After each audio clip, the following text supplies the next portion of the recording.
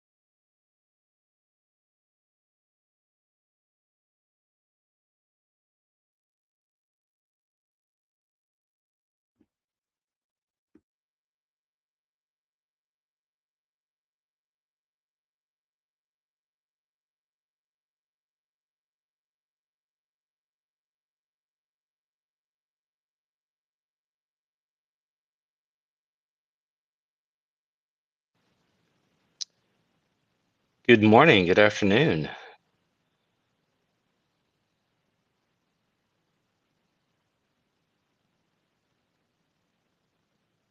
Anybody hear me?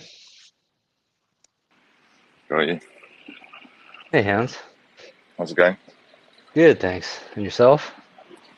Yeah, all right. All right. Just wait for Patriot and make sure his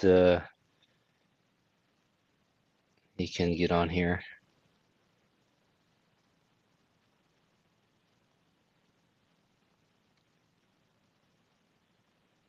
Patriot sounds, does your mic work?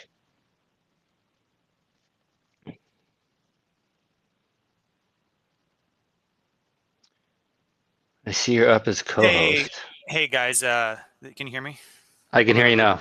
Yeah, I'm on the Runebot account. I am mega bugged on my phone, so I think I'll just talk from here.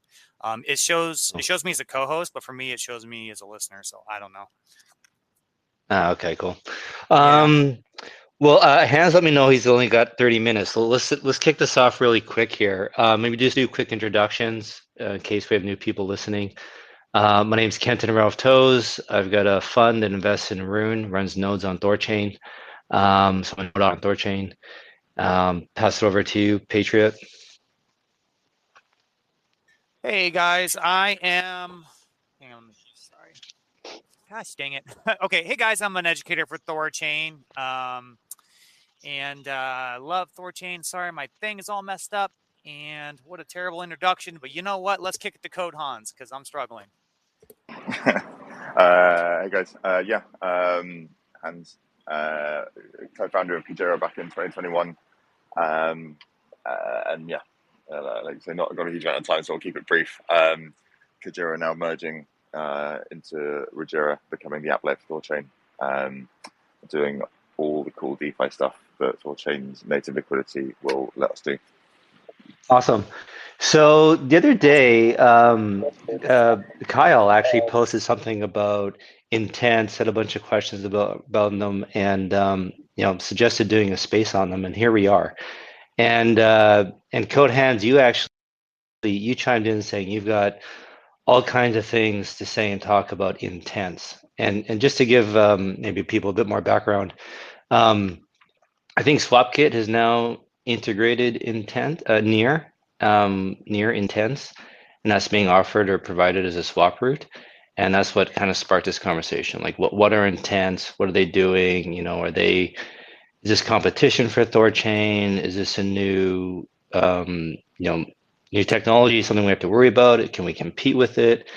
Can THORChain do intents? Hopefully that helps set the stage for this conversation. And if you can take it from their hands, let you rant. Yeah, sure. So I think kind of good context for this is so Kujira as a project launched back on Terra, and we launched our initial liquidity pool on TerraSwap. And as was the status quo back then, it was a standard XYK pool where you would just have always passive liquidity sitting there, earning fees from swaps, just like you do on THORChain. Um, and you would, the kind of the status quo at the time was just to pay inflationary incentives to depositors that would LP their UST at the time and their Kuji. And we had sort of 12 million liquidity or something. It was good, but we were paying through the nose for it, and it just kind of felt fairly insane that it was like all you were really doing is bridging the gap between somebody that wants to sell today and somebody who wants to buy tomorrow, and you're providing a pool to become that counterparty. And the kind of status quo in traditional finance and across any other kind of like trading platforms is an order book, right? Where really what you're doing is you're just stating an intent. It's like I think intent is just a funny way of packaging this up, but the point is that it became an increasingly frustrating pain point for us. It was like, why are we paying all this money to maintain such like a deep liquidity in this trading pair?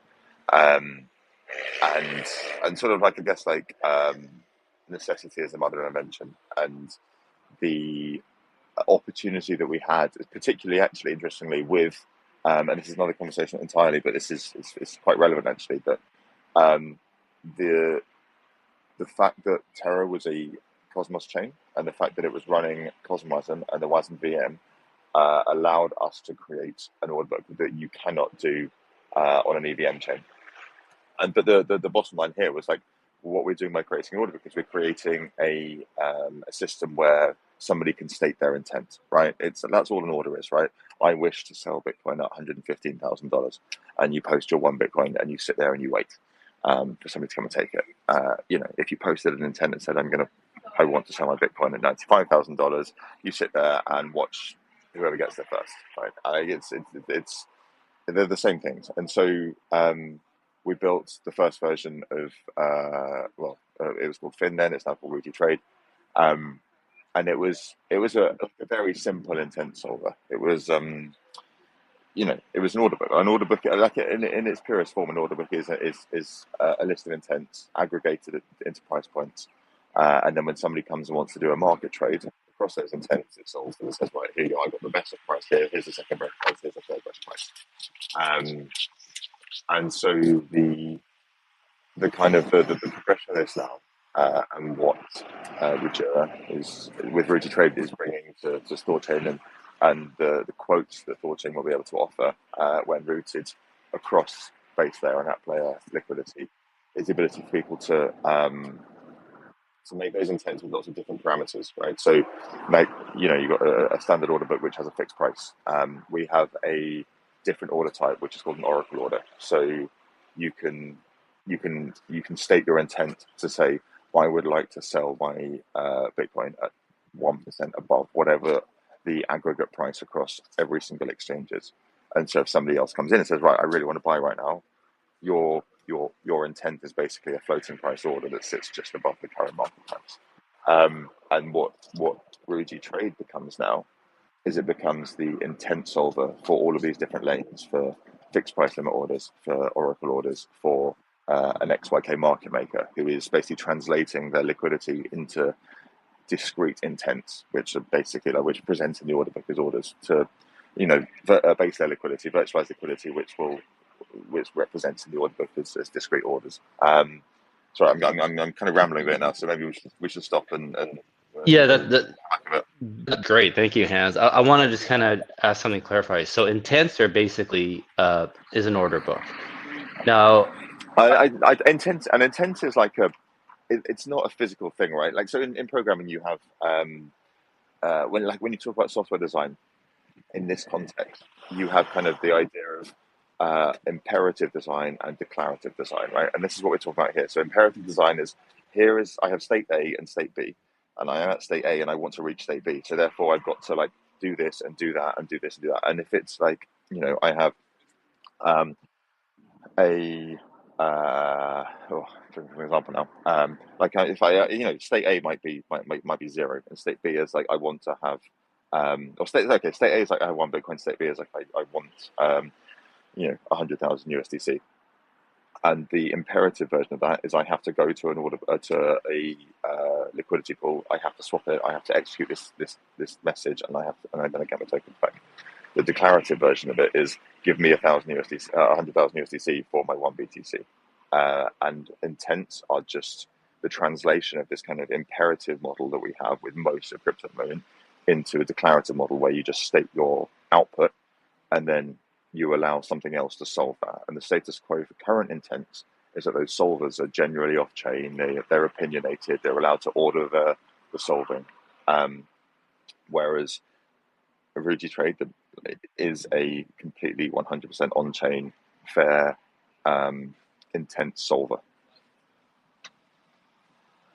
So there could be That makes sense. MEV with regular intents, like people can jump in front of the trade. Is that possible? Anytime you have I am yet to see, and this is, I know, whatever, right? Like, okay, we built this, but I'm yet to see a 100% on chain. Whether you call it an order book, whether you call it an intent solver, they're basically the same thing, right? Like, you've got a bunch of people that say, I want to sell or buy XYZ at XYZ price, and I'm yet to see one that claims to have completely fair distribution, atomic execution, and completely on chain. And as soon as you relax any of those constraints, somebody else has to be an external observer. They can see, right, there's 5 people here that all want to sell at 110,000. Prices are at 110,000. Whose order do I fill first? And there is some level of opinionation there. So they're not fully decentralized. Like there's something happening off chain there. Like there's some human intervention. You can still call it decentralized. Yeah, you can still call it decentralized. But you cannot guarantee any properties of the execution. I mean, you can't even guarantee the execution happening at all. If the intent solvers are all asleep, obviously they're not asleep as bots. But my point being that, like, if their bots fail or whatever, then actually there's no guarantee your order's ever going to fill. And actually, more likely is that these solvers will prioritize certain orders because of reasons, and you look at the chart in the morning and say, hey, look, I had a buy order for 100,000 and the price dipped to 99.9, but why wasn't mine filled? And it was because the 3 people that placed their orders after you got filled first, because for whatever reason, maybe they there's some kind of off-chain auction for intent solvers that allows them to prioritize certain intents or whatever, right? But it's not a very fair system. Okay, so the order book on Rajiro will be vastly superior, is what you're saying. Yeah. So, and this is honest. It gets into the technical weeds a bit, but this is what having the WASM virtual machine as opposed to the Ethereum virtual machine allows us to do. Like, it's right in the weeds. Like, the Ethereum virtual machine doesn't have effective iterators, and you need iterators in order to be able to solve intents fairly and on chain. And so, this is the only place we can do it. Cool. Patriot, do you have anything to ask or add? That was pretty comprehensive. Because I had a lot of questions. I didn't understand the difference, like, between regular DEX aggregation and intents, and what is the significant advantage? But having a system that's immutable and fair, like Kodhan says, I think that's a huge 0 to 1. And I am ready to go, guys. Sorry for the introduction. You know how X spaces can be so glitchy and horrendous. But I'm just going to kick it back to Hans if he has anything else he wants to say, because he's limited on time, or if JP wants to say something. Nothing particular from me. So yeah, fire with questions, or let's get stuck in. Hey guys, I'm just quickly joining under invites. Super excited with what we're building. All last week, we've been hiring, building out our roadmaps, and just really formulating the next 6-month vision. And we have got something cooking that's going to be truly a sex-like experience, and more, and completely on chain with secured assets, plumbed into 15 plus chain soon. And the clues will come out over the next few weeks. But to give you an idea of what we're building, so obviously Ruji Trade is launched. There's going to be orbital pools, so not just 2-pair console liquidity, but n-pair console liquidity. On THORChain already, I think we've got like 8 different stablecoin flavors, multiple different ETH and Bitcoin flavors. So we can essentially, in our kind of orbital implementation, which I think will be one of the first to production. There is one on Arbitrum, but it's not really that matters match until it's deployed upon THORChain. So that's where, you got stablecoins from Solana soon, Base, Ethereum, etc., all coming together. We'll have Noble.USDC soon. So it's really going to come to its own on THORChain. So super excited about that. That's just part of the strategies that are going to be wrapped by the market making infrastructure that Hans is building out. We have full steam ahead on borrow lend and an associated stablecoin, which is essentially your debt.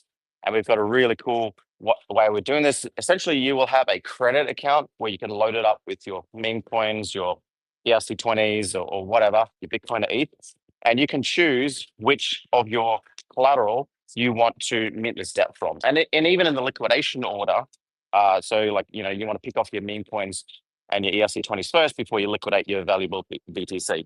But that's just the start, because Hans and the team are also working on how to plumb that in to a true margin, or essentially like a margin account. So you can uh, allow other people to provide liquidity on the other side of that bet, and essentially earn yield, single started yield, providing liquidity. So this is going to be a game changing. User experience should be literally one click deposit, one click borrow, mint debt, and on the other side you'll be able to one click deposit and passively earn yield.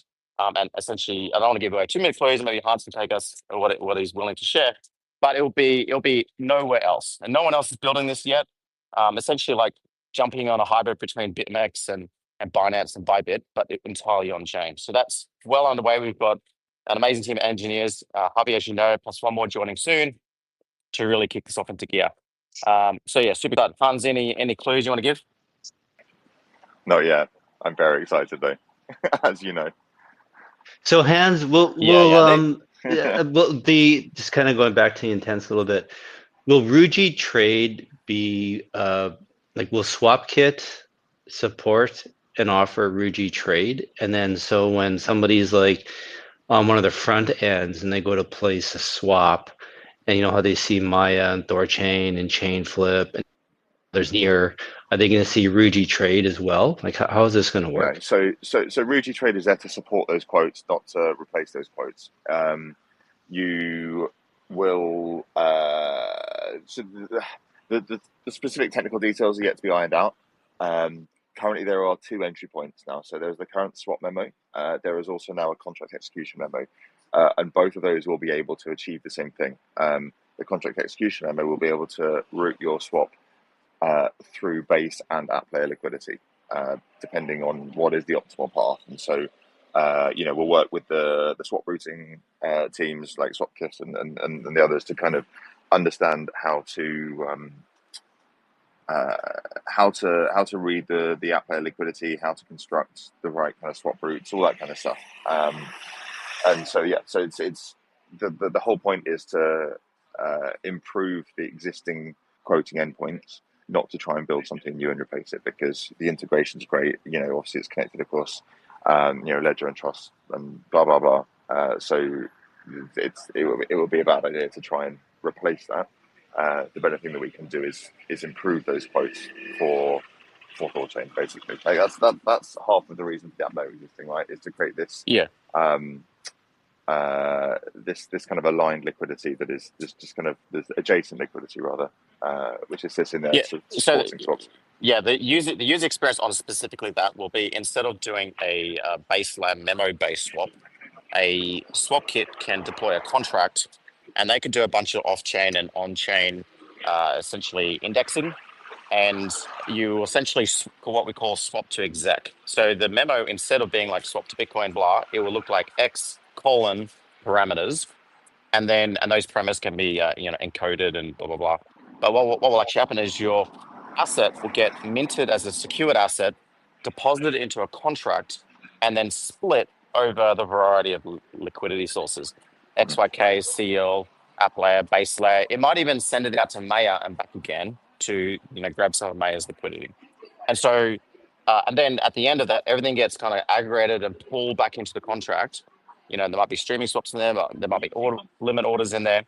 And then the final amount was then aggregated and then sent out as a secured asset withdrawal, all in a single atomic transaction. So the swap kits and the like will be building these contracts, doing the indexing, and putting it back on. So as an example, if you want to do like a 10 Bitcoin swap, right now you might send 5 Bitcoin through a streaming swap base layer. You might send 2.5 Bitcoin to snipe this order. And then you might send, 1 over to the console liquidity pool, and you might send the last 1 to Mayor and back again. And then this all gets aggregated and then redeemed back to your address. It sounds complicated, but under the hood, the user will have no idea what just happened, and then all the money will just arrive in the wallet. Does that make sense? Yeah, it does. So basically, when I'm on Ledger Live and I go to place that 10 Bitcoin swap and I get my quotes, all it's going to change for the user, for me, is that I'm just going to see, hopefully I'll see THORChain at the top of the list providing the best quote. I won't care how No, it's getting you're that quote. It's all happening in the background, underneath the hood, doing all these different trades within the THORChain ecosystem. I don't know what's happening. All I know is I'm getting a great price. So nothing will yeah, effectively exactly. Oh, change on actually, the front end. well, yeah. Well, interestingly, I've noticed that the wallets are now referring to SwapKit's aggregation as just SwapKit and not THORChain, which is actually on path with the vision. THORChain's vision was always to eventually disappear away into just infrastructure that's used by aggregators. So right now, so Ledger, you'll probably see provider equals SwapKit, and SwapKit is the one that's like funneling it all the way through the liquidity sources, and obviously THORChain would be one of the larger liquidity providers for SwapKit. Does that make sense? Yep. Yeah, that makes sense. You're sparking a different conversation in my head though, but yeah, keep going. Awesome. So yeah, so that's on the aggregation front and the intent-based stuff. And then obviously the general Ruji stuff is tracking really nicely, but because there's also a more of a broad discussion, from but the whole stack, like where we are at right now, where we are right now is upgrading the entire state machine, the entire ecosystem. We've already upgraded the version, deployed an app layer. 2-second block times is like just around the corner. We were just waiting for a bit of stability. More chains are en route. EDDSA is live in the next version, so you'll start to see EDDSA vaults being created, and then the next version will activate Solana and then the subsequent EDDSA chains. So that's all coming. We've also due for DKLS. So DKLS is the giant MPC upgrade. Basically, we go from order and squared complexity down to order n. So instead of like 20-second or 2-minute key generation speeds, which typically holds up the churn. So every time you see a failed churn, retry churn, it's because the key gens are timing out, and it just all the nodes have to recenter. Because to do a churn, you need essentially 6 volts of 20 nodes each to get a 9-round multi-party protocol. That's 9 times 20 in terms of number of communication complexity. It has to be perfect. And if just a single node fails, the whole thing resets and we start again. But with DKLS, because there's order and complexity, it's going to be like sub 1 second key sign and sub 3-second key gens. So it's going to massively improve the reliability of the network and scalability. In fact, theoretically, we can go from 6 volts just down and collapse it down to a single volt if we wanted to. So that's coming. There was one missing piece that we needed to see to match GG20. That's been shipped by our MPC partner last week. So expect us to try and get it on Maya protocol or stage it within the next month or two, and then definitely live on THORChain before the end of the year. And also, there's a bunch of tech debt we need to shed out and continue that. We need to upgrade the router to a stateless router V6. The reason why I'm so excited about a stateless router. So right now, the router today stores assets. It's a bit of a silly design decision we made back in 2019. And we're going to finally move it to a stateless router, where instead of this router holding assets, it's actually going to send the assets into the vaults. And this is important because keeping all the ERC20 in a router makes a bit of a target because it doesn't really churn, if you know what I mean. Like the USDC and USDCs just stay there. But a stateless router will mean that the tokens are all kept on the vaults, not the router. So it just means there's way more kind of like mixing and churning and other good stuff about that. So it makes it those assets, which are not censorship resistant, less of a target. 2, it allows the router to be upgraded immediately, literally in a single block. There's no like migration anymore. And 3, it will enable memless ERC20 deposits. So if you had to deposit USDC or USDT directly into a vault and trigger a memless path. And the memless is also high on my kind of like wish list before the end of the year. And I'm communicating this with 9rails, obviously. Memless, there's 2 pathways to memless. One is an amount registration. So you basically like an aggregator or a quota will register your memo and retrieve back a 4 or 5 digit code, and that 4 or 5 digit code needs to be essentially the least significant digits on your deposit. So for Bitcoin, it's like the last 5 digits of Satoshis, which is really like a nothing amount anyway. Or we actually have an ability to do an address registration. So you register your from address for HT Bitcoin wallet, because often, like if you jump on Ledger Live, if you request your address, it's actually going to generate the next address in your hierarchical deterministic path. So you're currently at index 3. So when you click receive, it generates index 4, which is a different address from where your Bitcoin's currently sitting. So for Bitcoin, we'll support both from and change address registration, and that will get picked up. In any case, you'll have two options for Memolist. One is you can send a specific amount, or two is you can set a specific from address. And like I keep saying, the only griefing attack is if someone goes out and registers everyone's addresses that they're aware of, then they basically lock up those addresses can't be used for 24 hours because you go to get a quote and it'll say address already registered. It will expire 24 hours later. There is a small griefing attack where that like someone can snipe your address. That's like you will know because when you'll go request quote, someone will pay like the swap kit or someone will pay the 0.02 rune or whatever it is to register your address, and your quote will come back from you and you'll see the actual memo that you're registering or the swap intent.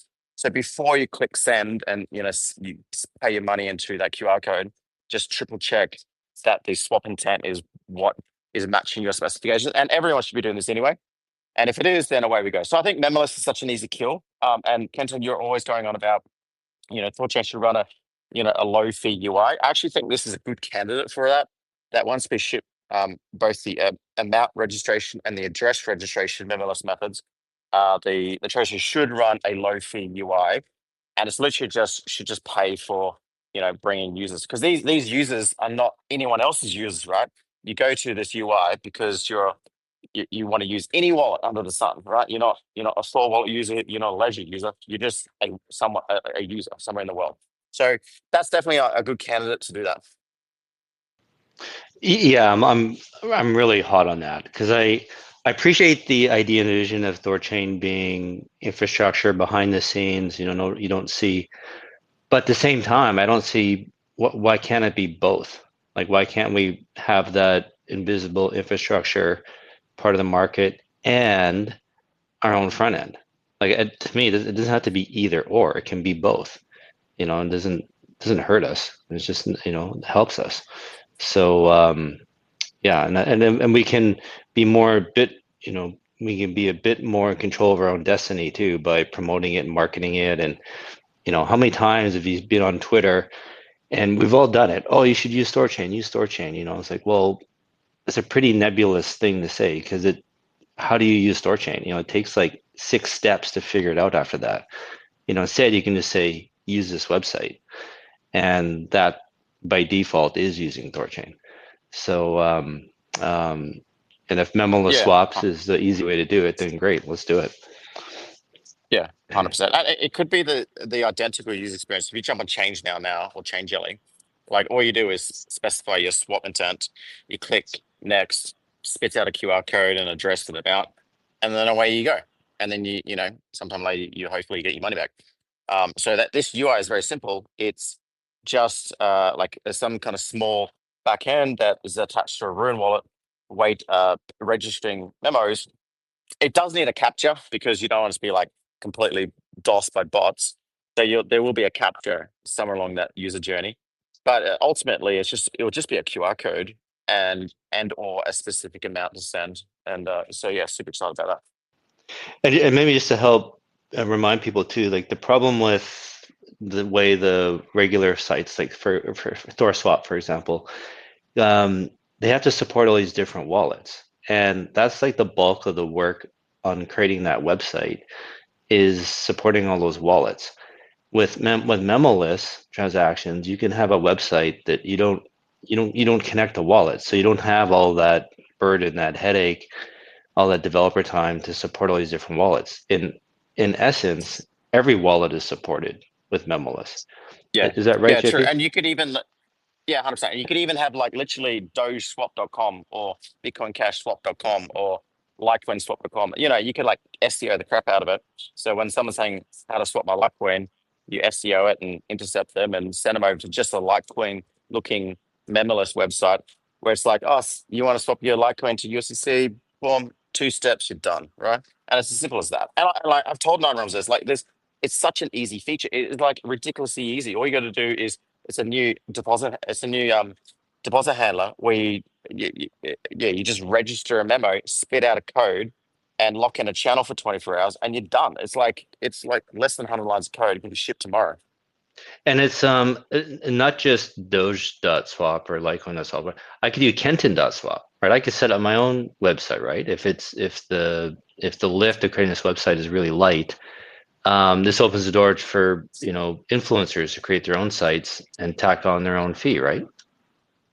Yeah, 100%. You could have the nested affiliates so that the base Talk UI is earning 1 bips or whatever, and the affiliate is earning like, I don't know, 5 or 10 bips.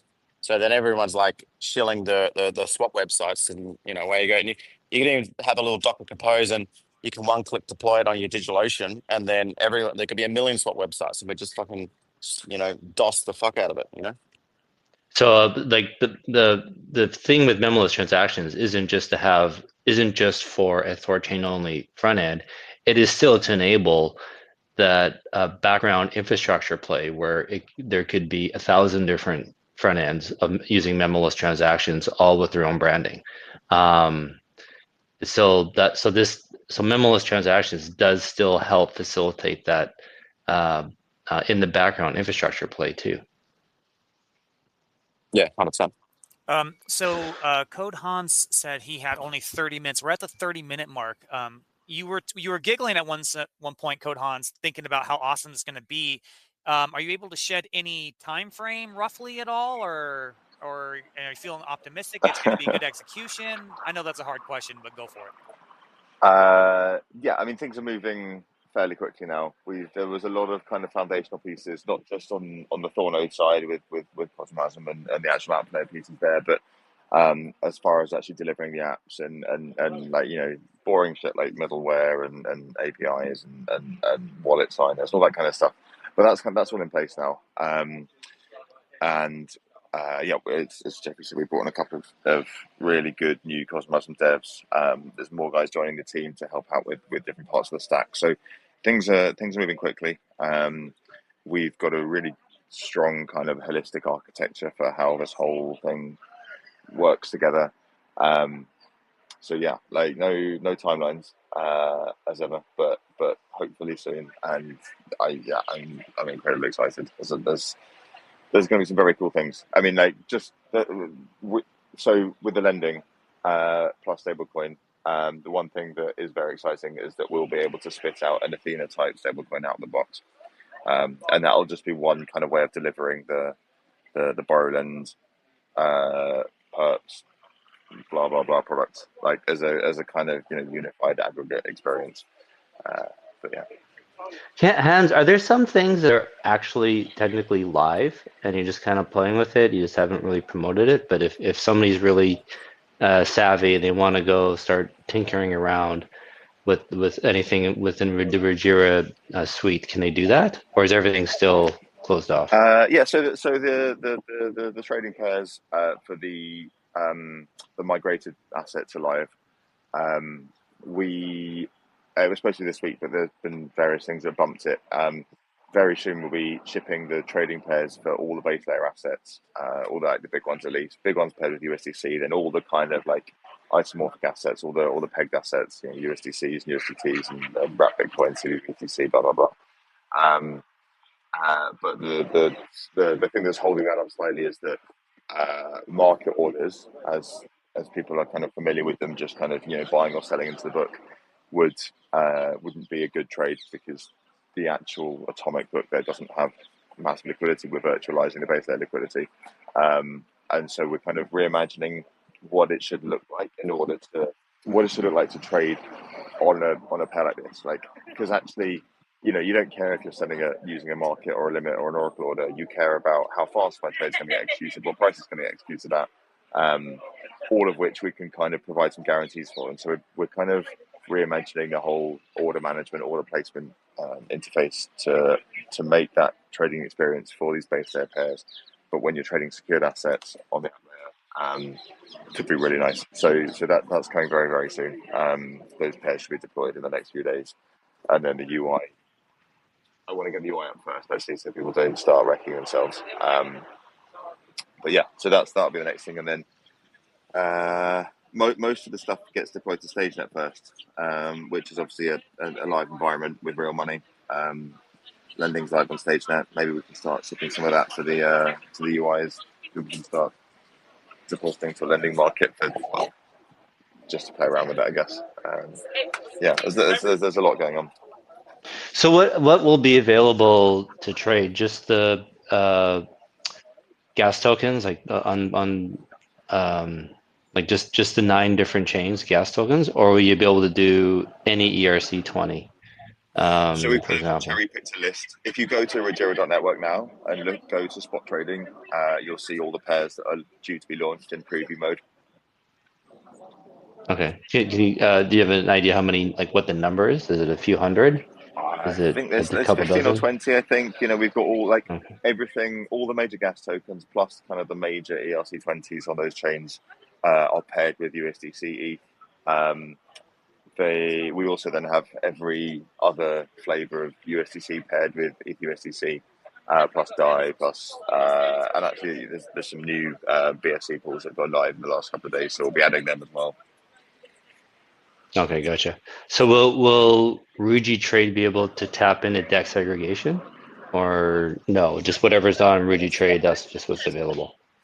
Yeah, Ruji Trade is responsible for kind of secured assets, which Yeah. are the ones that have base layer pools. Yeah. Okay, gotcha. Patriot, you have anything you want to ask Hans? Well, there's so much going on, you guys. How could I possibly ask a question that can encapsulate all of that stuff? I just want to say, because I know your time's limited, man, I just want to thank you for all your hard work, because I know it was a slog to get to this point. And, you were working on THORChain architecture. You weren't even working on the stuff that you built. And you and your team had to slot this all in. And I got to say, this is probably one of the greatest power-ups we've ever seen ever in the history of our ecosystem. And I am just so excited to see this deliver. And I know you're drawing a lot of personal satisfaction from this. So I just hope you take the moment to appreciate this dude and you just enjoy the hell out of this moment, because you earned it. And so did all the Rogerans and THORChads out there earned it. So just thank you so much, man. I'm just so grateful right now. No, I appreciate that. Thank you. Yeah, it's power up for you guys. Power up for it's a power up for Kajira and what we built. We were struggling with the connections to layer ones and the liquidity, and this is just it's kind of relit something for me, and we have an opportunity now to build that thing, build that decentralized Binance, that decentralized exchange experience that is everyone's been promising for years now, and nobody's actually spent the time to deliver it, right? Think about how long. Every time I dig into a new part of the THORChain stack, I'm just I'm blown away by the amount of thought and the complexity of it, and the way that complexity is then taken away from you, and you can't just you can't spin up a new layer one and say, hey, we're going to be a decentralized finance because we have this one clever piece of technology, because that's not how it works, right? It works because you have years and years and years of experience and blood, sweat, and tears that boil down into a stack. And I see that every time. Like I say, every time I open a door and into a new bit of the code base, you see it there. And this is, I feel like this is now that moment, right? This all kind of comes together, and we have that opportunity to actually build that. God, I'm Awesome. so glad you said that, because for years and years and years, people would ask me just like, what are you guys doing? What are the devs doing? And I'd be like, they're working really hard, you guys. You don't understand how complicated this is. And I'm so glad you said that. So it just gives an impression to everyone listening, and maybe who's listening to this recording, like, to do this is really, really complex. But finally, after all this time, all the nuances, all the niggles in the code, as you say, Code Hans, all the bugs, all the weird edge cases, we're finally at the point where we got it. We got a strong foundation, and now we're ready just to launch. So I'm so glad you said that, because it gives good perspective, because a lot of people, they just see update after update and they don't notice a lot of changes. But what's really happening is core, incredibly powerful, fundamental, improvements of the protocol are happening underneath. So awesome stuff, man. That's it. Cool. Thanks for having me, guys. Thank you, Thank you, Hans. sir. Yep. Awesome. We'll do this again sometime. We will. See you guys. Bye, brother. Well, how can you be bullish after that, you guys? Or how can you be bearish, excuse me, after that? That was incredible. Damn, how exciting. I think one thing for me is I just got to try to be humble because I don't understand. There is so much he said right there. And there's a lot of things I don't understand fully. Like I understand superficially what's going on, but I'm just going to have to take a slice of humble pie. That's why we got to keep doing these spaces, guys, because you guys are going to have a vision of what's possible. I might not be there yet. So we just got to keep talking this thing through. And just let us know what you need from people like myself who understand THORChain much better than Ruggiero. This is going to be a growing thing for both of us. So let's just work together and keep this positive environment going, guys. I'm very excited to see where this goes. It'll be easier once it's live, I think. Well, for me anyway. Once it's live, go play with it and tinker around, and then I think it'll definitely sink in, make more sense, be easier to grasp. So yeah, but it is cool. I brought up is it Sarosa? Sorry, I forget who I just added as a speaker. Saroshi. Saroshi. Yeah. Go ahead and test your mic, man. Yeah. And sorry if you're hoping to chat with JP or Hands, but it looks like JP's gone too. Hands had to leave. Saroshi. Your mic's not working, man. You want to try again? We'll go to Eric if you're having troubles there. We'll try it. We'll swing back to you. Yeah. Go ahead, Eric. Hey guys, is my Yep. sound okay? Because sometimes Yes. it glitches. Yep. Good.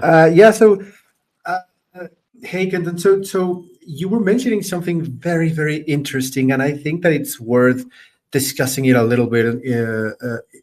Meanwhile, Sarashi tests his microphone, but I'm going to say something that probably some of the front ends are thinking when they heard what you said. So having a dedicated THORChain front end sounds incredibly good for THORChain as the base layer, as thinking as a rune holder. How can we maximize the ease of use of getting into the whole ecosystem? Because like you said, it needs like 6 clicks and understanding all of the layers to actually get things done. And truth be told, front ends we still need to get the user experience to a level where anyone with a little with the fewest the smallest knowledge about THORChain, they can do things in the in the ecosystem. But at the same time, I'm going to say something that probably they are all thinking. If they have to compete with THORChain without affiliate fees, it's going to become very hard, because also they don't have a lot of marketing budget. And for example, Mocha is not going to depend. We actually do not depend on affiliate fees on the front end. Our business model depends on something completely different. So it wouldn't really affect us if there's a dedicated THORChain front end. But it sounds to me like if THORChain comes up with this, it might be competing with all of the interfaces that actually help THORChain go wide. So yeah, I can address that. Yeah. Literally every other exchange that these front ends have integrated have their own interface. THORChain is the exception, is the only one that does not. So why are these other front ends have integrated all these other exchanges that have their own front ends, if it's such a problem? They started with their own front end, and then other interfaces who were agnostic integrated that. For, let's say, for example, Maya Protocol, they have their own front end, right?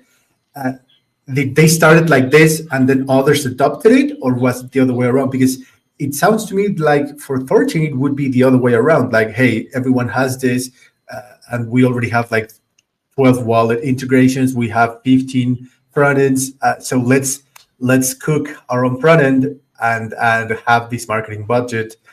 And it kind of feels like if there hasn't been one since the beginning, and it wasn't THORChain's approach, right now it would be like some sort of play to see how it can grab volume, and how it could be seen, the perception. And like I said, I understand. It doesn't affect Mocha. I understand perception. It's all people's feelings. So I feel pretty strongly about this. Basically, cry me a river.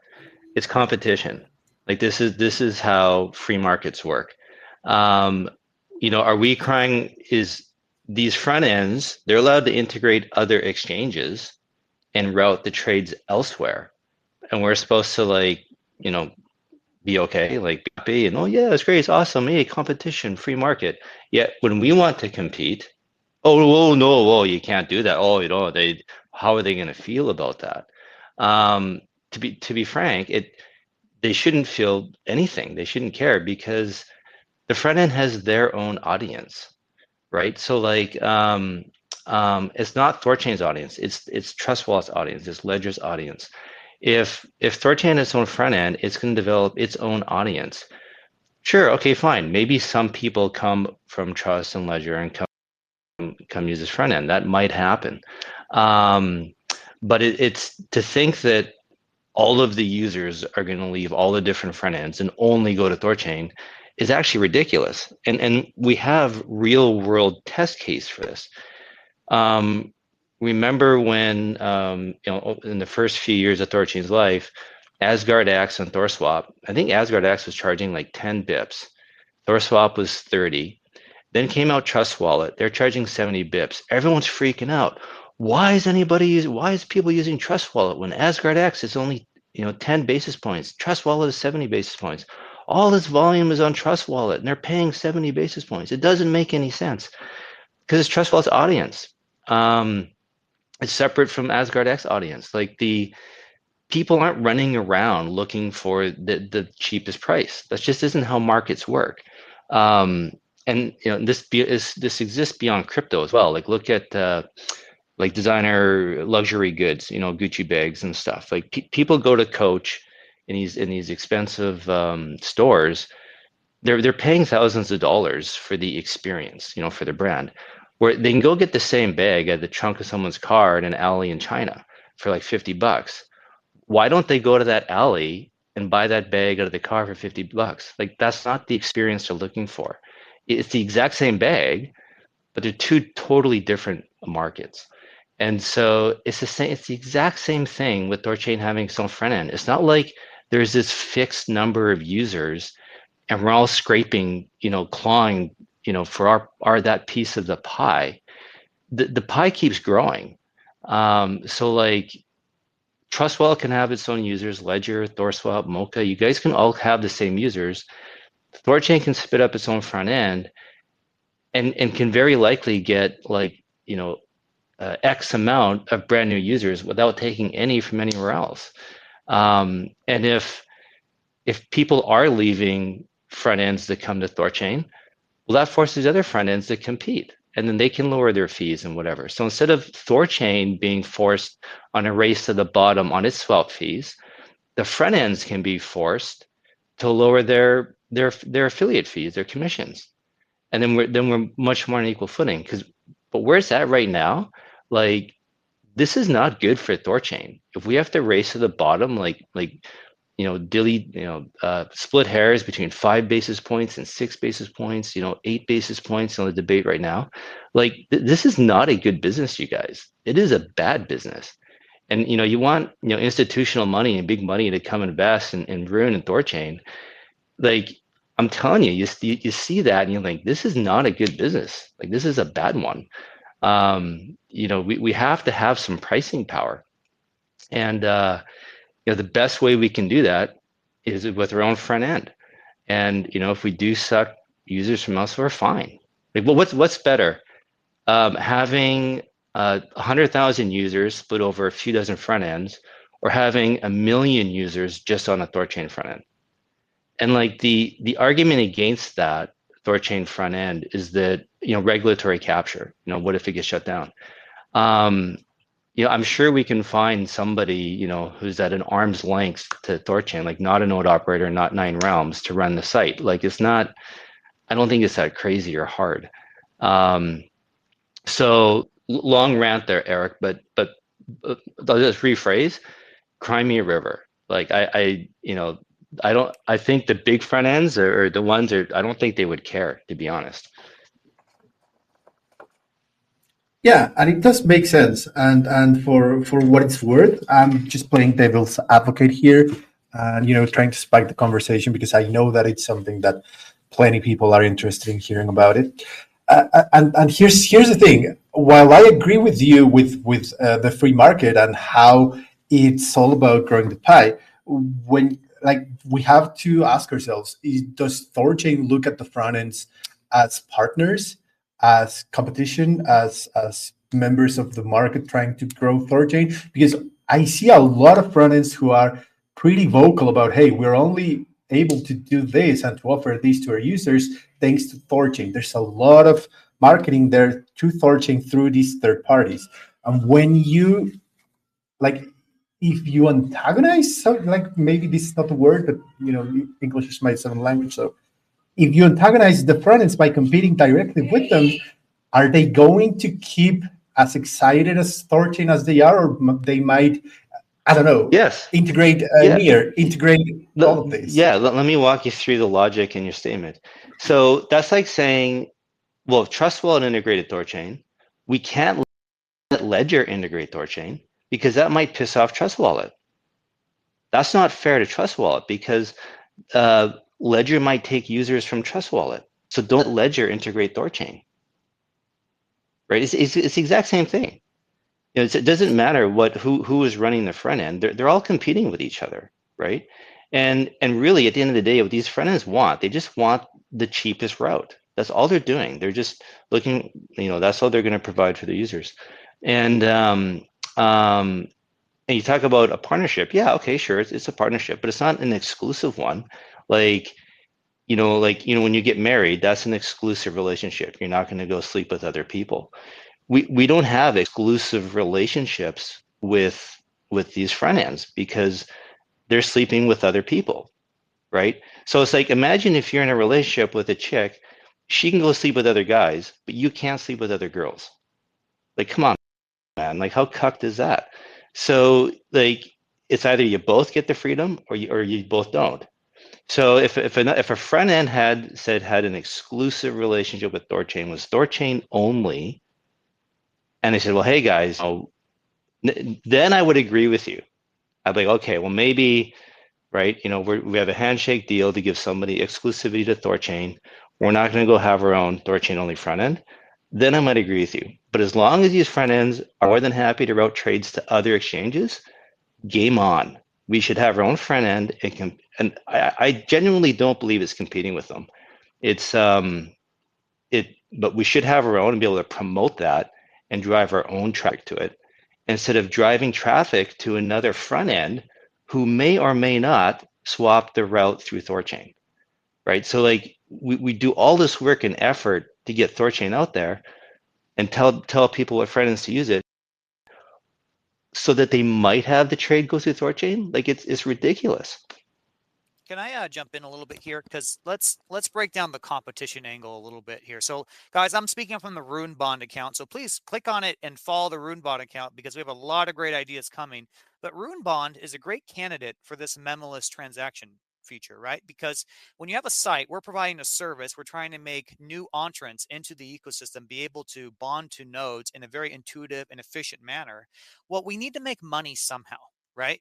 So when we say competition, let's just juxtapose like a swap kit or a Dorito swap or whatever, like whatever they are, Rango, right? They have much more swap routes because of DEX aggregation, right? So the competition word doesn't really fit because if we have a THORChain specific interface, we're doing things that only can happen on THORChain. If someone needs an asset, pick up, Arbitrum or whatever, Zcash, that route will be facilitated by an interface that supports that route via DEX aggregation. And that's a unique advantage that they have over THORChain that we can't compete with, or the THORChain interface, I should say. So I don't really see a problem with this either, right? And at the point at which, like, if someone integrates THORChain and like if we lose swap volume to a competitor, especially over something, and this is being worked on, I don't want to throw shade on anyone. This is a hard thing to fix, but especially for losing volume to dodgy optimistic quoting parameters, right? That sucks. That sucks. If we're losing volume to a competitor because we are too honest, right? Or we're trying to be as honest as possible. That's a problem. And again, no shade to anyone. This is a very hard problem to solve. I've talked to numerous people about it, but there are many reasons why I think a THORChain specific interface can happen. And if we just think it's just THORChain wanting to compete with everyone, on that level, I think that's just too simplistic of an argument to make, especially when I said there's utility where you can, other interfaces can prop up like RuneBond, where we can monetize this, and then we can provide a good service, like on-ramping new people to bond their rune. I'll stop there. No, that was good. And I'm sorry, guys. I know I'm getting a bit worked up, emotional. And Eric, I probably cut you off, which isn't fair. But I just want to add one thing to what Petra is saying. If we have if we're losing the trade route to another exchange because we're not the cheapest, how do we get the cheapest? Well, instead of a race to the bottom on our fees, we improve liquidity on THORChain, right? And so a great way to do that is we have our own front end. That gets the volume up, gets the fees up, that improves liquidity on THORChain. That will then make trade execution cheaper, more efficient on THORChain, which will boost us and get us up more naturally on the preferred routes in our other front ends, these other interfaces. And don't kid yourself, these other interfaces, they want THORChain because it's the only way to trade, Bitcoin and crypto in size, right? We all know this. So it's not like they're gonna arbitrarily turn off THORChain because their feelings are hurt. Like that would be, cutting off their nose to spite their face. So in theory, in essence, the best thing we can do for these other front ends is to increase volume on THORChain to give their users the cheapest quotes to, that they can offer to their users. So yeah, it requires much more bigger picture thinking. It's not just a simple first order or thought. Like you got to go 3 or 4 orders into it. But Eric, I have to apologize. I probably cut you off when you were talking because I was getting animated. Was there more that you wanted to say? No, it's fine. No, and I think that it's good to have these kind of conversations here because the people who are listening who might have the same arguments for or against having THORChain their own front end, because we hold Rune, and not most, a big chunk of the Rune holders also hold some Cacao, and then you have other aggregators and other integrators, and people have their own. You could call them teams. And then you're saying, okay, maybe I have TGT, but I also have Rune. I want Rune to succeed, but maybe I also hold Fox from Shapeshift. So you want to have this conversation so that when arguments arise and maybe we go through with having the THORChain front end, it's already been discussed. It doesn't feel like it was something that was just spawned because a couple of people wanted it. So forgive me for playing devil's advocate, but I think that going very deep into this, it's the only way that when it happens, if it happens, and there's not a lot of public uneasiness. Yeah, well, I kind of agree, but I guess the main thing is, if somebody's worried about competition, all they're doing is telling you how insecure they are about their own product. If somebody has a really solid product, they should be happy about competition because they know the competition can't beat them, and it just elevates their own product further. Yeah, and that's one thing I always give kudos to JP about. He's always promoted THORChain and be like, fork it, do it. It's open source. You can do better, go for it. And nobody has because nobody can. And it's really elevated THORChain. So yeah, I'm sure a front end could get offended or get butthurt, but again, I just go back to look at what already exists. Every other exchange that these front ends have integrated, they have their own unique interface too. Right? Go on Trust Wallet. Go place a swap. They're starting to route through Rango Exchange now. Rango has their own front end, their own website. Go on Ledger. You don't even have to connect your Ledger to Ledger Live. Just open Ledger Live. Just enter it. Go to swap. Put in 5 Bitcoin for ETH or whatever. Just do some random things. See all the exchanges that come up. All those exchanges have their own front ends. Like the idea that THORChain has its own front end is all of a sudden going to make the world implode, and 1 divided by 0 and everything's going to stop is absolutely ridiculous. Like I don't understand why this is such a why so many people think it's such a big deal. Yeah. I'll add a little to what you're saying, Kenton. I think one thing that's underappreciated, this is what you said in your first statement, Kenton, is the growth of the pie itself, right? People coming on into this ecosystem, they're going to be in the hundreds of millions, eventually billions, right? They're not going to understand anything. And especially, where this industry is going, there's going to be more different change, more ecosystems. They're not going to understand THORChain. They're not going to understand that THORChain has its own interface right off the bat. So many people are going to start with Trust Wallet, or they're going to start with Mocha for the first time using cross-chain liquidity to buy goods and services, right, Eric? And so they're going to start from a position of extreme ignorance. This should not, I think, make anyone at all worried at all. And every single interface, regardless if you have DEX aggregation, you promote one pro, you're all going to do extremely well, because again, this industry is so freaking small. It is tiny. It is tiny where we're at right now. I mean, just the swap volume we have to capture for sexes alone right now. If no one else entered this ecosystem, we had 0 new entrants for 10 years, we would still have such amazing growth potential from siphoning away that swap volume alone. So, yeah, I'm on Kenton's side on this one. I don't think that the fear is there. With the Coke, I see your hand up, but I just want to kick it to Kenton real quick if he had a Yeah, follow-up. sorry with the Coke. I'm on a roll. I'm ranting here. I got more to add. Yeah, so just going back to fees, right? Trust Wallet is 70 basis points. I think Ledger is like 140. Thor Swap, I think, is now 50 basis points. Asgard X is 30 basis points. And if you look at all the other front ends, everyone's all probably somewhere in the middle, right? It's the idea that the consumer just goes for the lowest price. Whoever is saying that out loud has no idea about economics, doesn't understand markets at all. There's all different price points, and all those price points are for the relationship, right? People have a relationship with Trust Wallet. That's why they're happy to pay it. People have a relationship with Ledger. That's why they're happy to pay it. And so if you're a new front end, you're going to go out, you're going to get customers, get users. The relationship is going to be with you, that front end, right? And not with THORChain, right? And so they're paying for the relationship with the front end. And whatever you're delivering to them, it's like, yeah, they might know about it, but does it mean they're going to go around you to THORChain? So for example, you go to a restaurant and it's, they have the ranch where the steak, the cow, the beef is from. Like, do you think the person's going to get up out of the table, walk out the door, go drive to that ranch and go buy the cow and, buy the steak and go cook it at home? Like, no, they're like, that doesn't happen. Somebody might, the odd person who's really motivated might eat that steak at the restaurant and like, man, this is good meat. I'm going to go to that ranch and get some myself. Like, yeah, that might happen. But that's just not how markets work.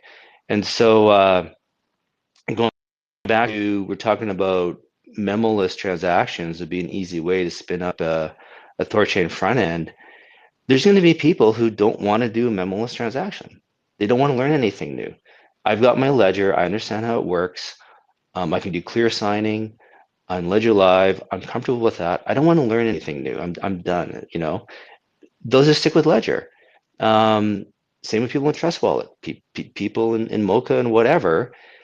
People get used to their ways, right? And they get stuck in their groove. They don't want to change.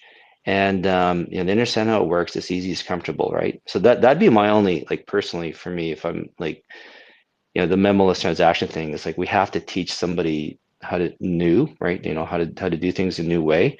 Like that is a hurdle to overcome. But that'll create its own audience, that people do want to learn that. And maybe they are new to crypto and that's the first way they'll learn it. And that's the only way they use it going forward. But that's going to be its own audience, right? People willing to use memoless transactions versus using their wallet. So it's not like everyone's going to automatically stop using all of their wallets and go straight to memoless transactions. Like that it's not going to happen. It's kind of like us, our bet on THORChain. Is everybody stopping using Binance and Coinbase and now trading on THORChain? Like THORChain's better, right? Why aren't they doing that? Because they're used to Coinbase and Binance. Like they're just comfortable there. Like the real growth in THORChain is basically their first user experience using THORChain and whatever interface they're using. So, it's really hard to steal users from other platforms because that platform has the relationship. So, yeah, again, I go back to, if anyone's worried about competition, is because they're really insecure about their relationship with their users, or insecure with the product they're giving their users. And that's a reflection on them, not THORChain. So I'll stop there. Let you go with the Coke. Yeah, hey, I hope you can hear me. So, yeah, I'm in your camp, Canton, as well, and you kind of With the Coke, are you there? I can hear him. I can hear him. He's Oh, speaking. okay. Can you speak? Sorry, guys. I know I'm Yeah, ranting. I'm getting worked up. Yo, you're fine. Hey, if everyone in the audience, can I you can't thumb? hear you, If buddy. you can I thumb. see your mute is off. Oh, can you hear me, Kenton? I can hear you, Patriots. Hey, Patriots, are you there? Kenton, Are you there, Eric? can you hear me? I can hear you. I think Kenton cannot Am I the hear one that's us. gone? Just 1 second. I'm gonna tell him on Telegram. Can you guys hear me? Yes.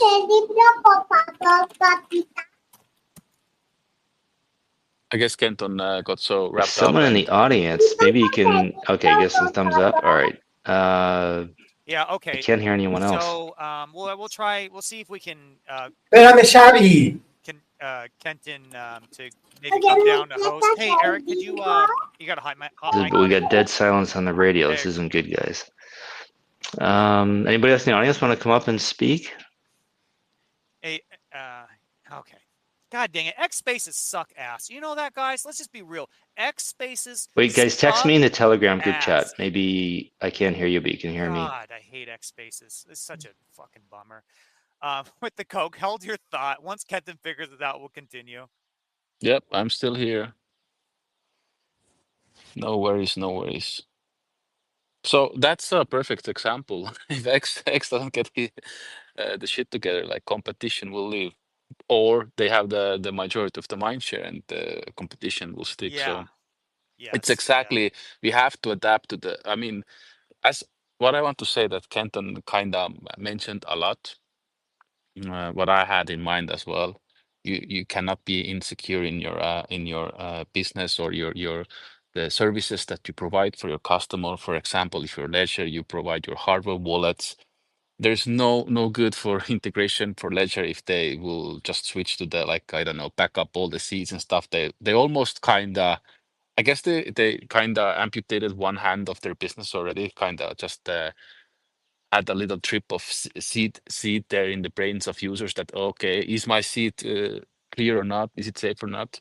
So every business has to be evolving through years through changes and everything. So same with Mocha. Like Mocha is coming to the on the crypto field, providing some different type of perspective when becoming like a crypto vendor and stuff.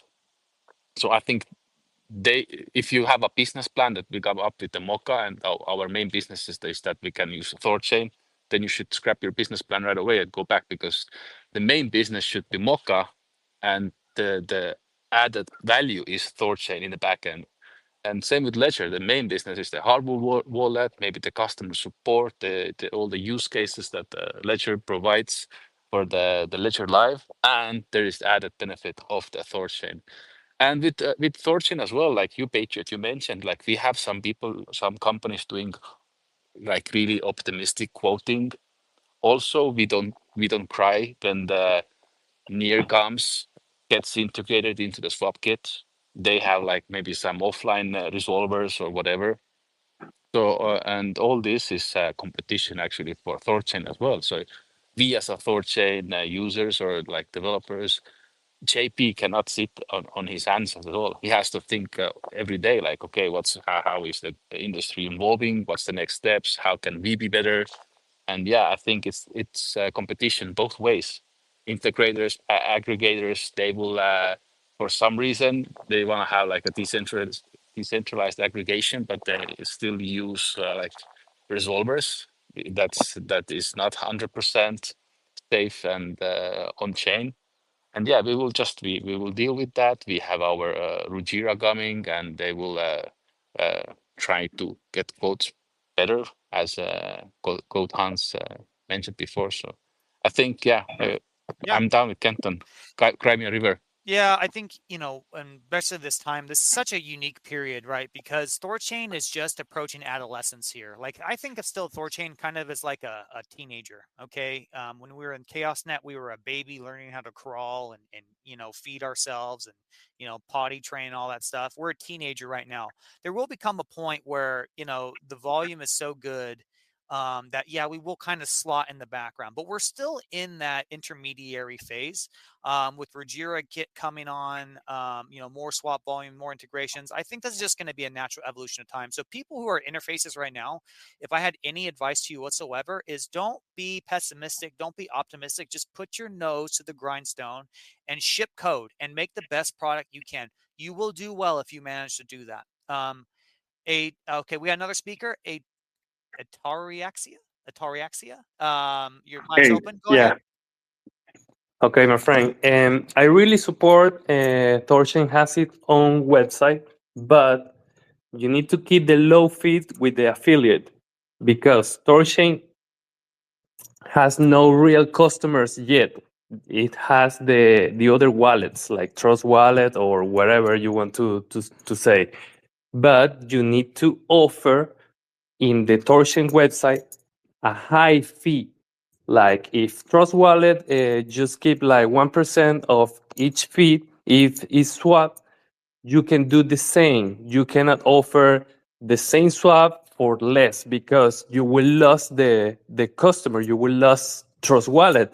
Maybe you will gain a customers, individual customers, but they have the volume right now.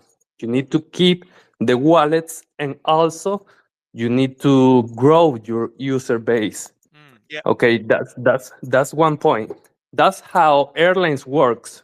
By the way, they use the agency for they give a discount to the agency so they can sell the tickets, but they offers directly to the passenger and high rate, and that's you get the best of the two worlds.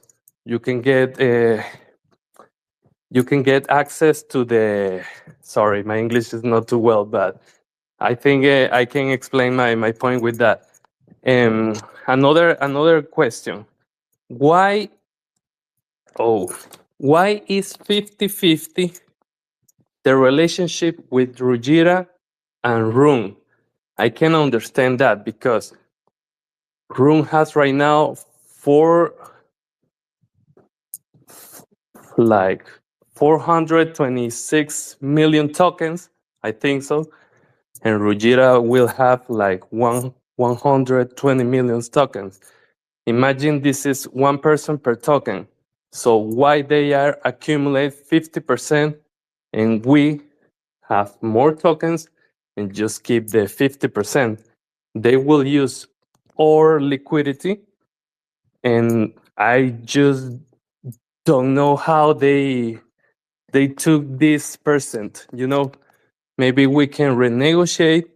Maybe we can take another 10%. Okay. So you think Rogera is getting too good of a deal? Is that what you're saying? I just want to make sure I understand. Yeah, Okay. yeah, Well, it's not fair for THORChain. Okay. It's not Well, fair. hang on though. Let's just take this one step at a time. Let's start with your first point. I don't want to I'll forget some of the Okay. things you said. So, I don't believe your juxtaposition between airlines to THORChain and interfaces really makes sense. In fact, this is a huge 0 to 1 new marketing landscape.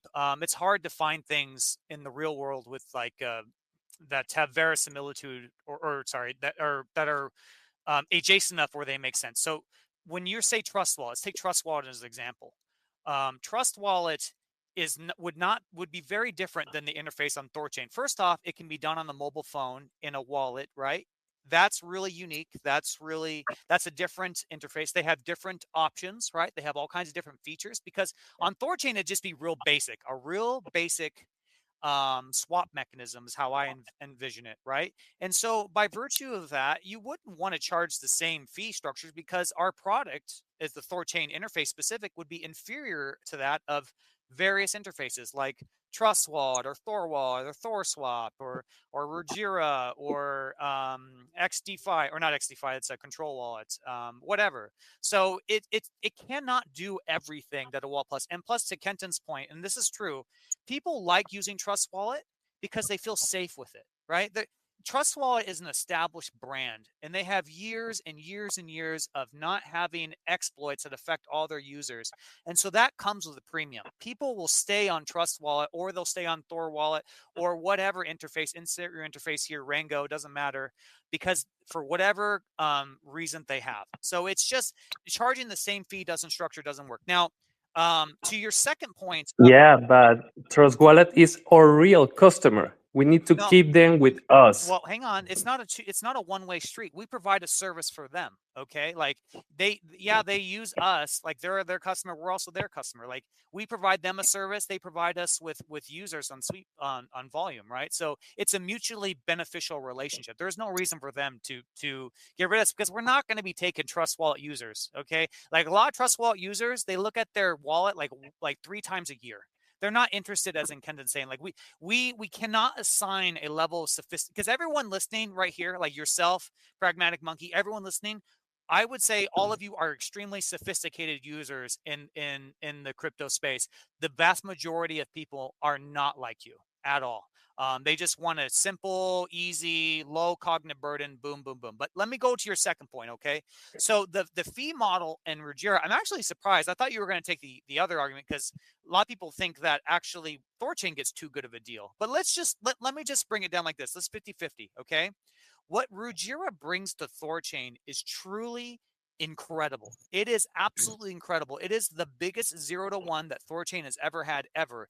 And what you saw Code Hans bring in, it is going to revolutionize the utility of THORChain and potentially bring the most amazing volume, I think for sure, that we have ever seen. In fact, without Ruggira, I would make the argue that THORChain's climb to the top would be extremely more difficult, nigh maybe even impossible.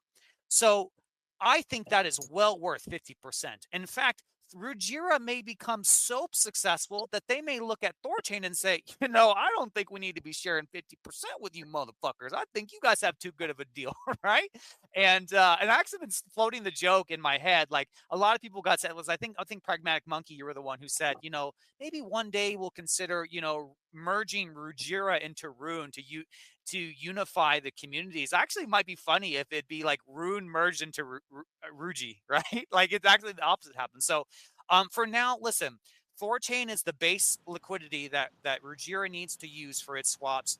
They are providing a unique service that is a 0-to-1 that has the potential to redefine everything to make THORChain become the decentralized Binance of the world.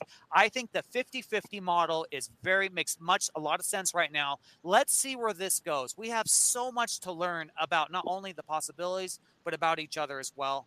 But I'm going to kick it to Pragmatic Monkey real quick, Atexia, because he is someone who's actively building, and he can maybe add some more context. Hey guys, hey Atraxia. I think there is a big misunderstanding here. Like we are not. You are presenting like Ruggira is getting 50% of the fee from THORChain. Ruggira is not. It's a one-way road. Ruggira is paying fees, 50% of the revenue of its app to THORChain. Ruggira is not receiving a single cent from THORChain. So all the revenue from all the swap, from all the base layer pools, nothing of that goes to Ruggira. And actually, when Ruggira apps use liquidity from the base layer pool, they pay a liquidity fee, same as any other users. So I think like you really like to understand this key thing.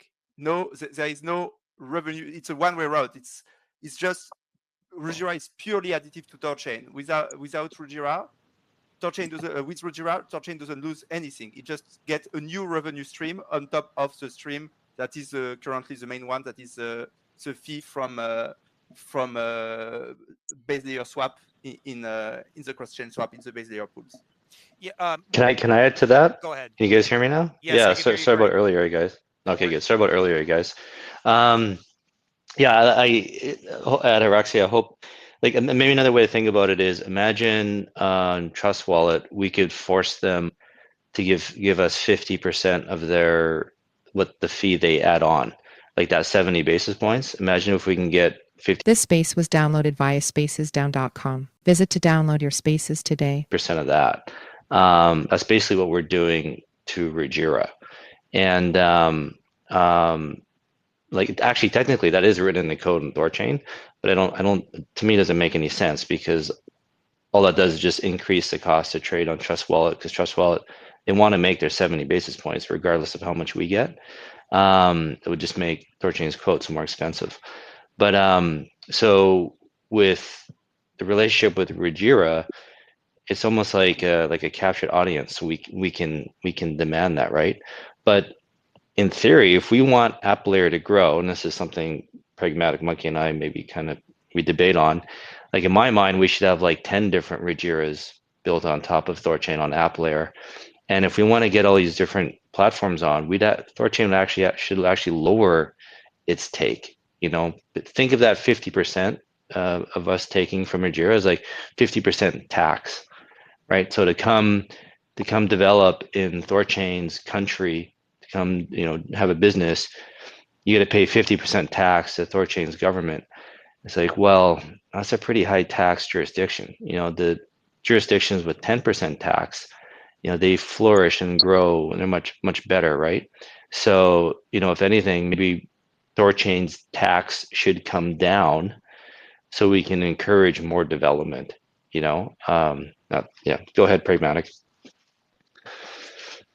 No, that's it. I just wanted to touch on that, like to understand it's a new revenue stream on top, and it's a unidirectional benefit for THORChain, and it's not us taking anything from THORChain. I think that's very key. Yeah, and one thing, I actually and also fully agree on the taxation at 50%. That is quite high, and that's I think in the long run, yeah, we should look to lower that, and especially as more competition come on board. So in agreement here. And I think one thing too is, like I was saying, we all want to model out. We want to abstract in our mind like what's going to happen, what makes the most sense. But really, so much work has to get to that point. I think it'll become more clear as Ruggira grows. Ataraxia, could you just mute? You got a hot mic there. Could you just mute that for me? I think it'll make more sense as it grows, because like I said, like THORChain 2021 was a baby. It was like a mess. It was hard. And Ruggira, although a lot of the code base is proven in another ecosystem, we have a unique implementation here, and it's learning how to fly, and we need to do that. One thing I want to do though is the 50-50 model. It makes sense in my head right now. It just feels right. I don't know if I could articulate it logically well enough, but it makes sense right now. What I really want to do, I think this is a winning strategy, because it's a one-way street from Ruggira to THORChain. I understand how that can make some consternation in the minds of the Ruggirans. Like, I really want to take some of that fee and I want to market the app layer. I think that would make it come full circle. I think that's a good relationship. Like, the app layer is getting more for their money than just access to the later one liquidity. Like, I really want to push the app layer and just see how it goes. I think the 10 app layer idea is an interesting concept, but right now I just want a proof of concept where we really push this thing and get people swapping out, because there's so much DeFi volume that we can siphon away. Go ahead, Kenton. Yeah, no, I agree with you. I mean, it's I talk about competition on app layer, I think it's ridiculous well, maybe it's not ridiculous, but I highly doubt we would have 10 competing Ruggiras within a year type thing, right? Like, Ruggira itself has got to have some kind of success. But that's kind of my point is that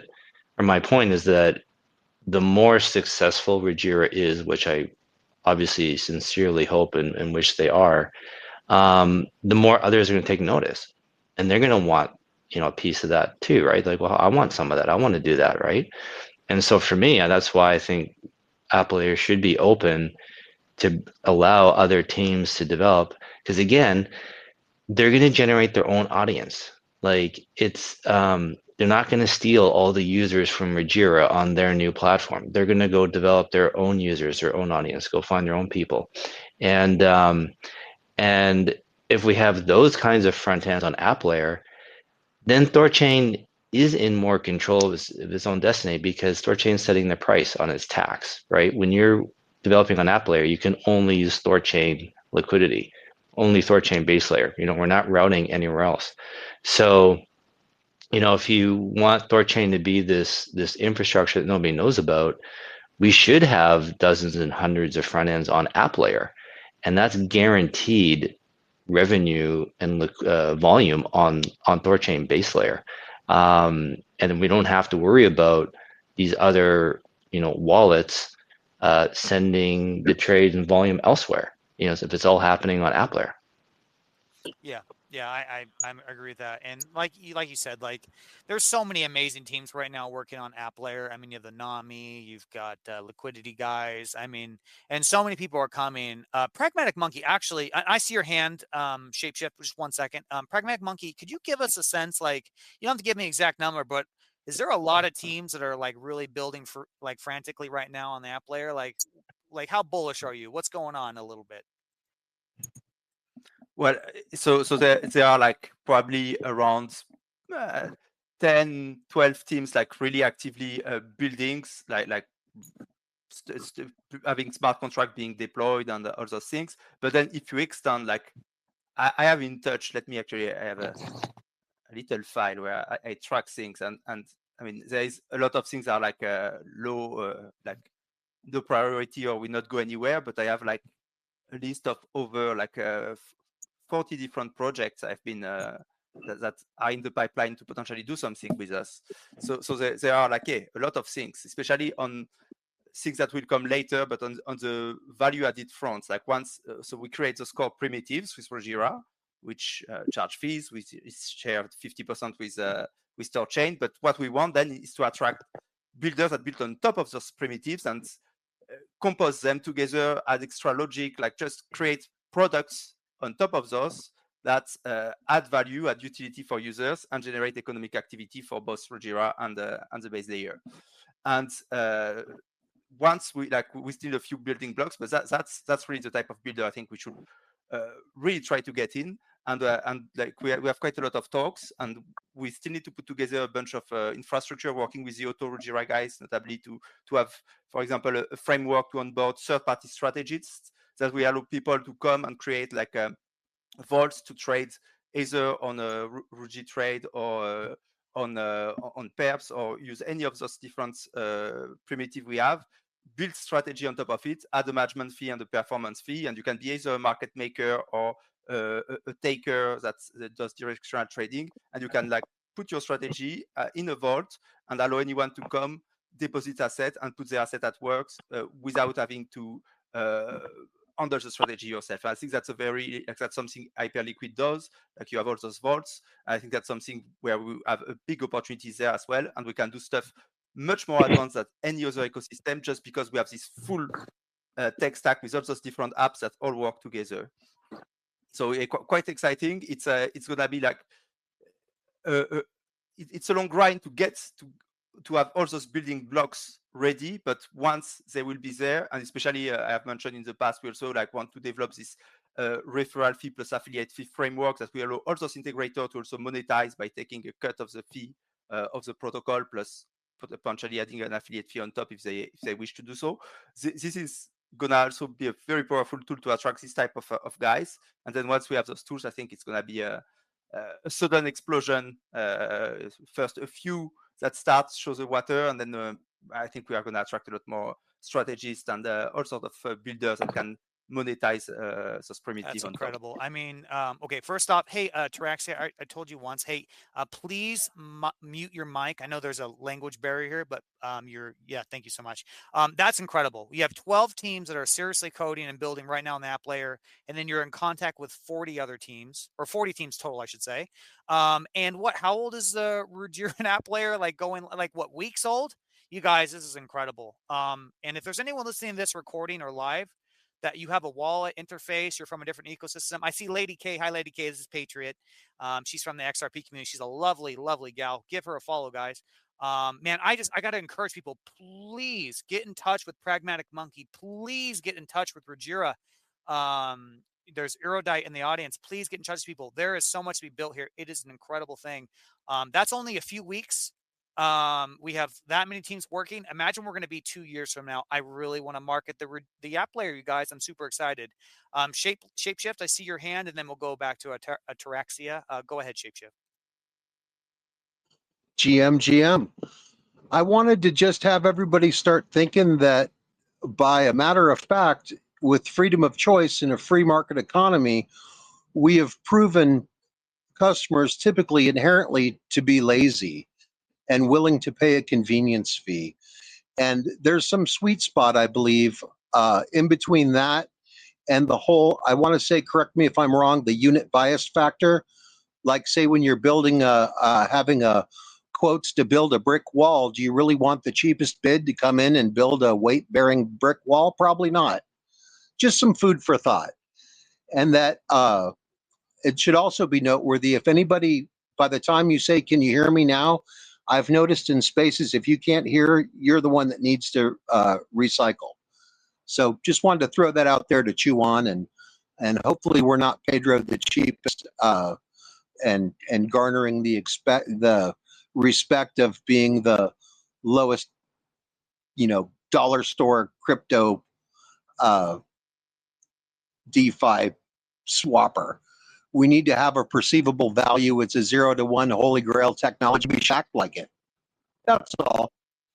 Godspeed. Yeah, thanks for your input. And then Kenton, I'll go to you in a little bit. Do you have anything you want to add to that? Or, So thanks, intern, for the tip. Noted for next time. Ataraxia, you got your hand up. Go ahead. Okay.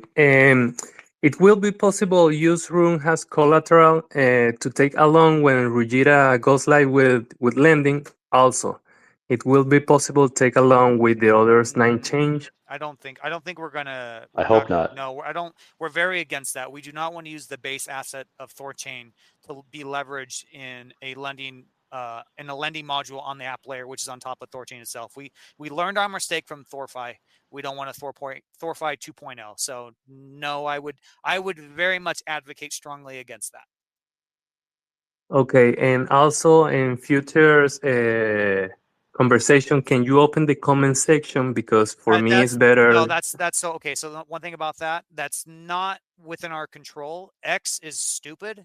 So THORChain is the main one. They host this space. Sometimes the comments show up, sometimes they don't. I don't have an explanation for it. We've talked about it. I agree with you. We believe in maximum transparency and people commenting. And I'm sorry to people out there who want to make comments. I don't understand why X Spaces do that. And as you can see, Kenton had some audio problems. I completely failed to be a co-host. I was supposed to be Patriot Sounds up here. I completely failed, and thank God I had Rune Bond as a backup. I have no idea. I don't get it. So yeah, I'm hoping someone just develops Spaces 2.0. Elon, get your ass to work. This is terrible.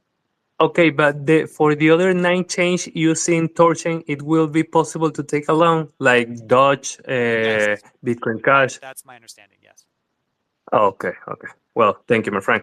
Yes, absolutely. I confirm. Like all the layer 1 assets, no issue at all. We still have to work out exactly the details, but what we want to do effectively is borrowing caps that are effectively linked to on-chain liquidity. So what you want to make sure is that at all time you always have enough liquidity on chain to guarantee orderly liquidation if start price to go down. It's not an easy thing to do, but that's what we are aiming at. And to minimize the risk, you only want to do that for high liquidity assets. However, if we can have a robust framework for that, like even using Rune with a low max borrow cap, would be totally safe. There is no issue with that, but it's more like a social thing with the community of making sure people are comfortable with that and which level they are comfortable. But technically, it's totally doable to also have a market with Rune or TCY or STCY. TCY has a lower liquidity, so it will be much more restrained. But Rune has plenty of liquidity, so a bit of leverage with that would be totally safe. But yeah, up to social consensus. I want to add to that, just maybe explain it a bit further if somebody's a bit unsure, unclear what we're talking about. In January, when THORFi effectively blew up and was defaulted on, the the problem with the design was that, just to make it simple, is that Rune was used as collateral. And if you know, in liquidation events, collateral is sold. And because Rune is intrinsic to how THORChain works, like in the liquidity pools and with the nodes, with the price of Rune going down, it amplifies the downward spiral because the pools get smaller, volume goes down, revenue goes down, nodes want to leave, we lose security. It has a very negative, strong negative consequences. So we want to avoid any sell-offs in the Rune price, and a good way to help protect us from that is just avoid using Rune as collateral. Then we can just avoid any liquidations on the Rune token, which would drive down the price. So that's why, there'd be very little appetite to do any kind of open to full board to allow any kind of borrowing on Rune. Yeah. But either way, I think it will be possible when Maya protocol merge with Rujira. The people will take along using the Maya protocol, correct? But that's different because it uses the security. It's based on a different protocol. So I think that fixes the game theory. What is that right, Kenton?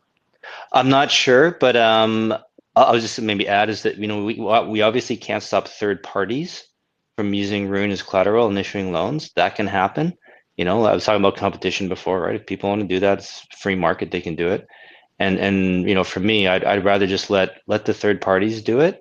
THORChain can't control it, but I don't think THORChain as a protocol should create that or endorse it. Yeah, and just sorry, like you mentioned the fusion of THORChain, of Rujira and Maya. I'm not sure what this is about. You mean, I guess, when Rujira will launch some apps on Maya, and yeah, as Kenton was saying, if it's permissionless, okay, anybody can do it.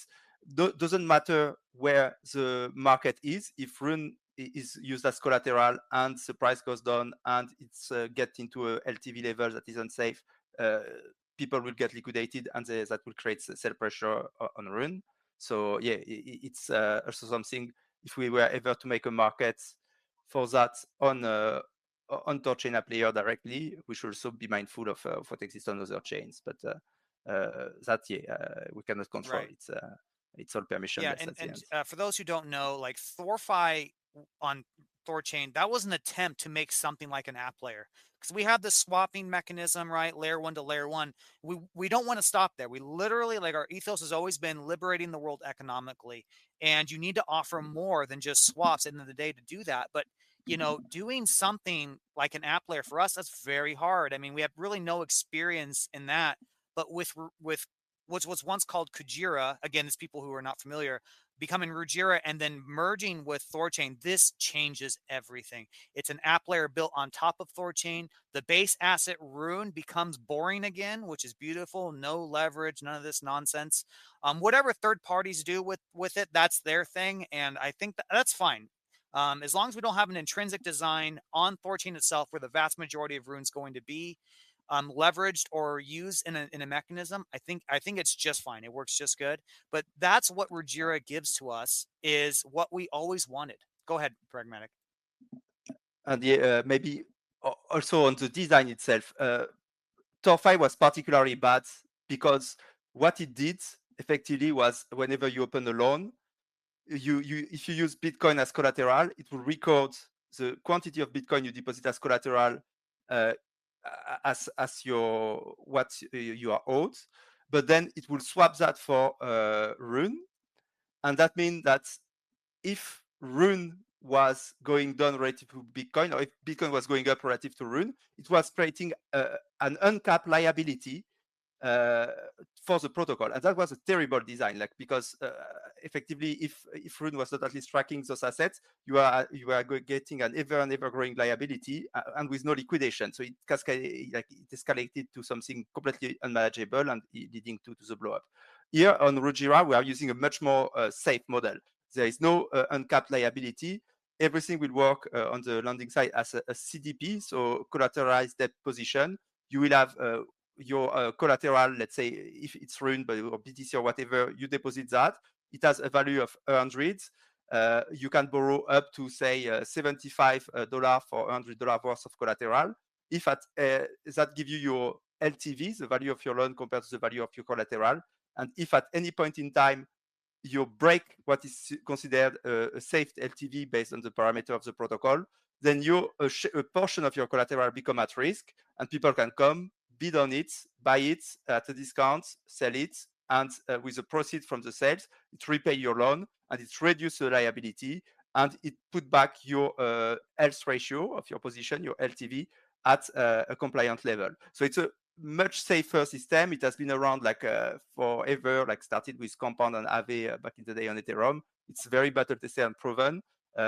It's the beauty of what THORFi was offering is that you have no liquidation. So of course, from a borrower perspective, it was beautiful, but this was at the cost of creating an infinite liability for the protocol. And of course, eventually it blew up. Here, that's not how it works.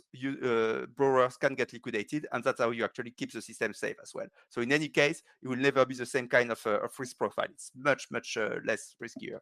Yeah, right. And that was well said. THORFi was modeled around a broken first principle. It was made on an assumption on game theory in the market that smaller market caps gradually outperform larger market caps.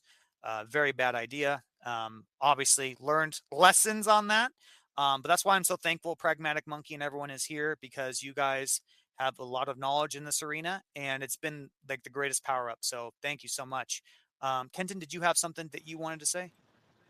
I do, not about this topic. I had another go ahead, change it tidbit up. on marketing. Okay. Yeah, just another anecdote about competition. So I used to live in North County, San Diego, Encinitas, the Leucadia neighborhood. And if you're ever in North County, Encinitas is pretty cool. Go check it out. And then you got to go to the Regal Seagull. That was my local pub. And they've got like San Diego is kind of a craft beer, one of the hubs in the U.S. And there's like 100 microbreweries or something there. But anyways, so Regal Seagull, they've got 24 beers on tap, and it's a rotating, they're rotating taps. So when the keg is kicked, when it's done, they put in a completely different beer. So every time you go there, you have to see on the board what beers they have. And it's really cool because you can do a brewery tour just within the pub, right? You don't even have to go drive around. There's always, even being a regular, there's always new beers on there. And it was a great spot. It was like tons of like locals, like people in the neighborhood were regulars, and you could go by yourself, bump into somebody type thing. And then right beside it, St. Archer, a beer company, set up their own pub, like literally right beside the Regal Seagull. And the owners of the Seagull were kind of pissed. They're like, what are you guys doing? Like it's competition, right? You're selling beer, we're selling beer, right? But what ended up happening is St. Archer was literally empty when the Seagull would be packed. Like these buildings are right beside each other, and you stand back on the sidewalk, you see one is packed, the other one's absolutely empty.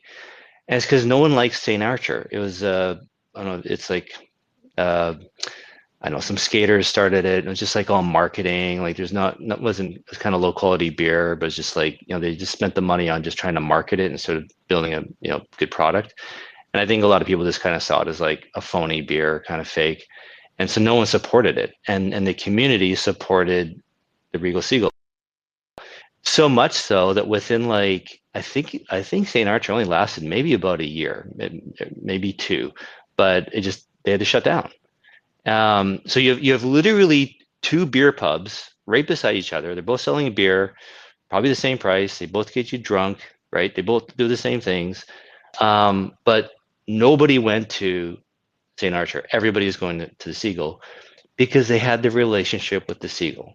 That was their place. That was their home. That's where they like to be. They're comfortable. If Regal Seagull hadn't been there first, then fine, maybe St. Archer would be busy and people would go there, whatever, right? But it just gives you an idea how markets work. It isn't people stick to their brands and their products they're comfortable with and they like, and it's not as simple as, oh, I'm going to just put something up beside you and I'm going to steal your customers. It's not that simple. So yeah. Yeah, I agree. There's a lot. Humans are complex creatures. You can, the comfort factor is something that goes a long way. People like doing the same things. A lot of people, do not like change, even if it's irrational. You know what I mean? They'll do the same thing again and again and again. And I think because everyone in the audience is a very complex, deep thinker, we actually overthink things. I remember one thing. Let me tell you one little anecdote about myself. I remember thinking that Uber Eats and DoorDash and these companies, I thought that was really dumb initially because I didn't think poor people would use it. Because I was just looking at the price and I'm like, are you kidding me? You're going to spend like $12 for a fee to buy a $5 hamburger or like, $8. Like you are doubling the cost. I'm like, who in their right mind would use such a thing? This is just so financially irresponsible and aloof. I mean, really? Fuck, was I wrong? I was wrong as hell. People love that stuff. I went to gas stations. I'm like, that guy can't, this is back before inflation. I'm like, that guy can't be making more than 10 bucks an hour. And he'd bring in like the biggest meal from the restaurant that was really far away that everyone can eat like during their lunch and just paid the most exorbitant fee. And so like, yeah, guys, the fee structure and product does not necessarily have a direct one-to-one relationship with their user count. Yeah, maybe you'll lose some, like you would have lost me. But again, apparently we are all in the extreme minority. So that was a humbling moment for me. I was extremely wrong about that moment. That's what that reminds me of what Kenton said. Well, it's also like, a lot of Bitcoin maxis, they crap on all the meme coins and, Bitcoin Cash and Litecoin, all these forks of Bitcoin. And I would argue that actually Bitcoin is the original meme coin. And I don't say that in a derogatory term. But, maxis will complain that, oh, there's all these other tokens and it's taking away from Bitcoin. As if these other tokens didn't exist, take all those market caps and that market cap would then be added to Bitcoin. And I'm like, no, actually, I would argue it's the complete opposite. Having all these other tokens exist is probably what helps makes Bitcoin market cap larger for a couple of reasons. One is how many people are new to crypto and they start with shit coins. I don't like that term, but you know what I mean? They're like genuinely bad tokens. And they get burned, disenfranchised, and then they become Bitcoiners, right? They didn't start with Bitcoin, but they ended up with it. And because a lot of people don't, they think Bitcoin's expensive, they don't want to, whatever their reasons are. But coming into crypto a different way ends up leading them to Bitcoin. And then also too, just having these other tokens that succeed and do stuff. That's marketing for crypto in general and Bitcoin indirectly. And then the more, going back, kind of back to what I was saying about being confident in your product, despite having 40 million different cryptocurrencies out there, Bitcoin is still the king. Like it's on top of everyone else. And the more tokens that are out there and that fail just reinforces how strong Bitcoin is and gives their users, that audience, more confidence to hold and hodl and all that good stuff. So I would argue that all the competition in crypto is good for Bitcoin and helps sets it apart and help keeps it high. So this is how, it's not intuitive, but this is how markets work. This is how free markets work. Why competition is good for society, and good for the people competing with each other. It helps raise the bar for everybody. Yeah, I agree. It's not intuitive at all, and I failed that check a few times, just thinking too deeply about it when really you need to be much more superficial and think more about human behaviorism. We have a new speaker up, THORMax. You want to go and check your mic? Go ahead, buddy. Hey, all. Yeah, I just wanted to bring up an analogy that I can't quite shake out of my head lately. And a lot of times I think about, is Rune sort of the water company, right? Your local water utility provides all this liquidity, but it doesn't really make a lot of money. Like the price of water does not 10x. And, like the breweries make a lot of money off that water. And, Nestle bottles it and they make a lot of money off of it. But the local water company isn't posting record profits. Nobody's getting rich off that. And I kind of feel like maybe that's sort of what's going on with Rune lately. I mean, forever now. It seems like, oh, when we get Ledger, then it'll take off. And when we get this or that, it'll take off. And then we're doing THORChain, it'll take off. And that didn't clearly work out. Well, I So I'm think just sort of like, does the value accumulate to Rune, or does the value just flow through Rune? Like even bonding right now is like 3.5%. Like it would literally be better in the corner bank. So, and that's my concern. It's like, are we just going to keep expanding the network and expanding the network? And more people are being served by all these liquidity pipes we're building. And yet the price of water never does shit. It's like, when does the money accumulate to the token? I don't see why the community almost seems antithetical to that happening. It's like, I don't know. It baffles me that the price is what it is, despite THORFi and everything else. We ended emissions and yet the price hasn't budged. Like, surely that was going to do it.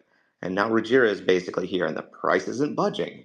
It's like, is the only way to make money with Rune to take advantage of the Rune ecosystem by building a front end or an app layer app or something like that. But the people who, run the nodes and provide the liquidity, it doesn't seem to be working out real great unless you were super early. So I Well, just the wanted to thing, throw that notion out yeah, there. it's a decent analogy, but the thing with the water company, they have a monopoly on their jurisdiction, right, on their municipality or locality or whatever. THORChain is even imagine the water company competing with 10 other water companies. It's even worse, Right. right? It's even worse. Yeah. So, and you're absolutely right. It's the who's taking that water and turning it into a product and upselling it. They're the ones making the margin, right? Because again, like that's how markets work, right? You create a product and you market it, you promote it, and people are paying for their branding, their promotion, right? If you're just selling the raw materials into that product, it's usually not huge margins, right? But where you make money is on volume, right? And so so I agree with you that like that's kind of my concern with THORChain just being infrastructure is that what is this really worth, like this volume, right? This source of liquidity, and if we're being diluted across 10 other sources of liquidity, that's where we get in this race to the bottom of our fees, of our price. Whereas if we can be vertically integrated, which I understand, I know it was purposely avoided in the beginning, but if we become vertically integrated, we then can start capturing a piece of that end product, right? And at least start capturing some of our own revenue. And so I think your analogy is sound. I think it's good. It's right, and that's my argument for having a front end is so we can start selling some of that end product. And I'm not that concerned about regulatory capture. Like if my understanding, that was the only reason THORChain didn't set out that way to begin with. I think we can protect ourselves from that. Yeah, I mean, I love the idea of the front end as a one way, and yet it's still only to be one front end out of, 10, 20, 50, hundreds, however many we end up with. I wonder, I keep going back to this, and every time I brought it up, people want to shoot it down left, right, and center. But it seems like, if a wallet wants to charge, 10% for an affiliate fee on a swap, then it seems like THORChain's fees should just be, okay, if you're charging 10%, then we're getting 1% of that 10%. And if you want to catch that full 10%, then bump it up to 12% if you can get it, and then we only take 0.12 or whatever, it's like, let's set some ratio of what's fair, because it seems like the front ends and a lot of other things are just making money hand over fist. Now, the 50-50 split with Ruji may be the thing that saves it, you know, that would be great. That seems like a fair deal. But why is it 50-50 with, you know, Ruji's an app, but Trust Wallet's also an app, and they're getting it for basically free. Right? And of Did you course, it's just join? competition. But Did you just join THORMAX, or did you hear us talk about this half an hour ago? oh no, I've heard that. Yeah. Okay. Okay. Yeah, I Just don't. sort of reiterating the point. It's like ultimately, if the project's going to succeed, the value is going to have to flow to the token. The token cannot continue to lose value against everything else, and or the whole damn thing's going to come crumbling down, Yeah. right? Like, Yeah. Well, we need users. We need volume, right? And with all of the wallets, we have no control if they send the volume to us or not. So that's basically, you know, what I'm trying to argue is we need to find a way to be more in control of that. Ruji is good. It's gonna be great for that because they all the volume comes to THORChain, right? They can't do it anywhere else. I thought of your idea about if a front end charges 10%, what if we take one? Well, that's basically a tariff, right? So, you know, I don't know if you guys have heard about the US and tariffs, but right. So this is, you know, the argument is that, well, it just gets passed on, the cost gets passed on to the end user, right? You know that the US isn't actually going to make any more money, and blah blah blah. And then, you know, Trump is saying, well, no, the producer is going to take the hit. You know, will that happen with the front end if we throw in a tariff? Will the front end take that hit, or will they pass it on to the user? If they pass it on to their user, then we're making THORChain trades more expensive, which gets us, you know, put in the bottom of the queue for the quotes. So I guess the only really way to know, I guess, would just be to try it, experiment. Because I'm pretty sure that code is all done. It's all in there. It's just set to 0 right now. This came up, I want to say, about a year ago now. It was implemented, but I think the code was approved, but it was never actually turned on because we were worried about it pissing off the front ends. Yeah. it seems like if the users that are making these swaps are so price insensitive that they'll pay those big fees at Ledger or Trust Wallet, then like taking a, you know, a minor fraction of that, a tenth of that, maybe it's only needs to be, you know, 100th of that. I don't know what it is, but it seems like there's some rule where anybody would just look at it and say, look, that's perfectly fair. If we make X, then you make this little sliver of X.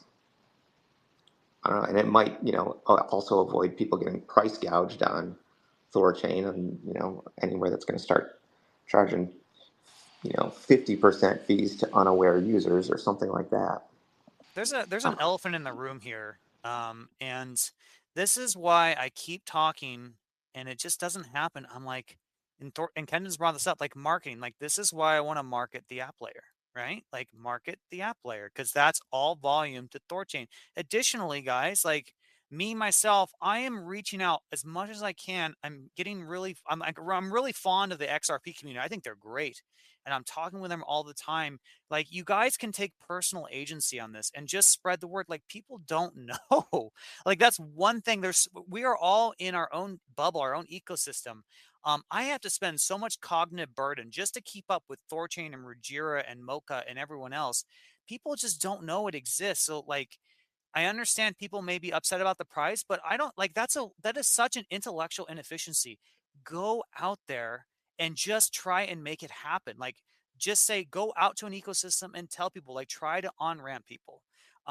Because the growth factor here is incredible. And the biggest winners in any market is when there's asymmetries, when you know something that the vast majority of the market doesn't know.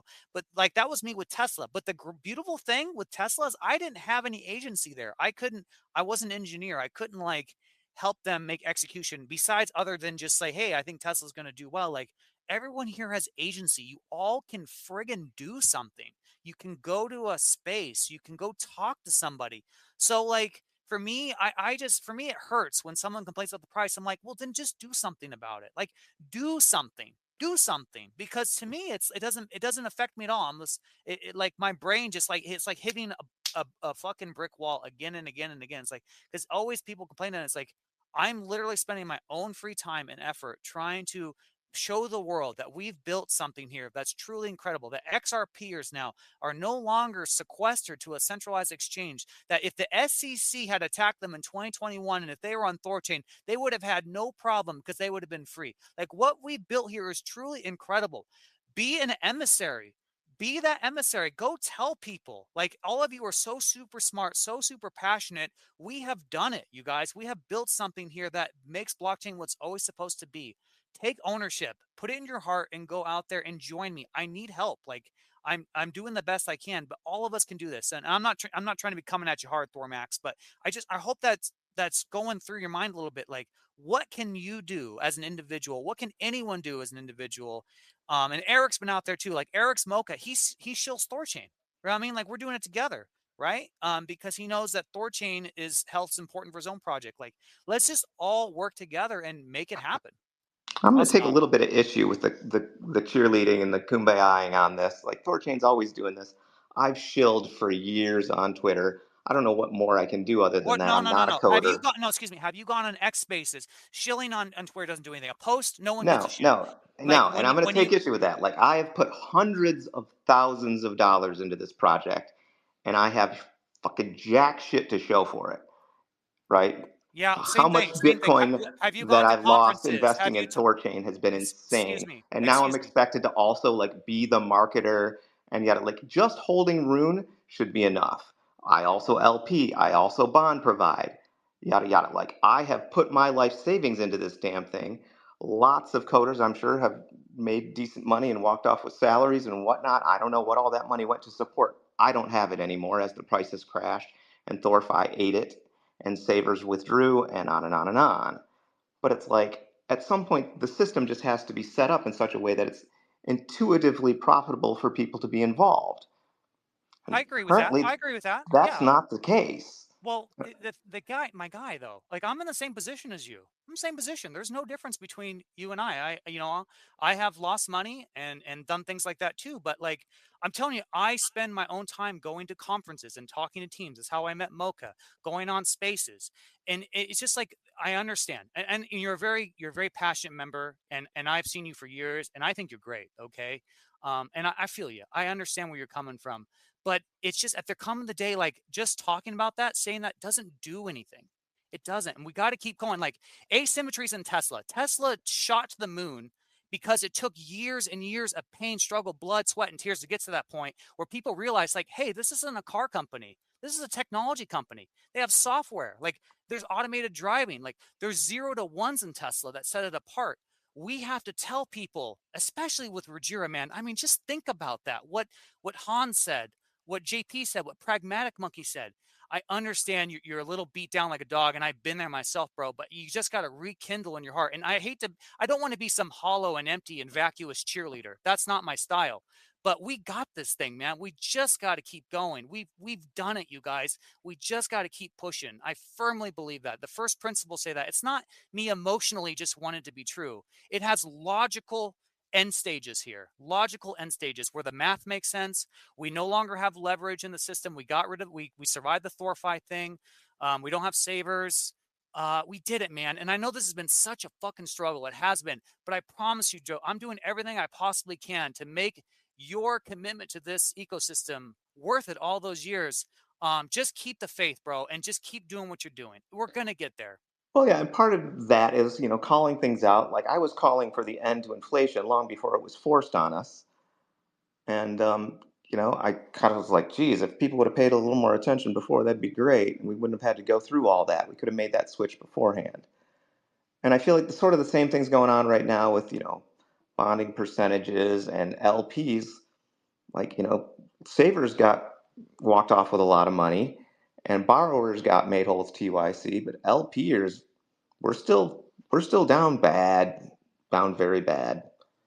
And with no real hope on the horizon. Oh, So there are some fundamental things. It's like, let's be aware that value, it's okay for the value to accumulate to the coin. And I think nodes for a long time have been looking at it like, well, I keep collecting awards, so I'm getting more and more of the rune.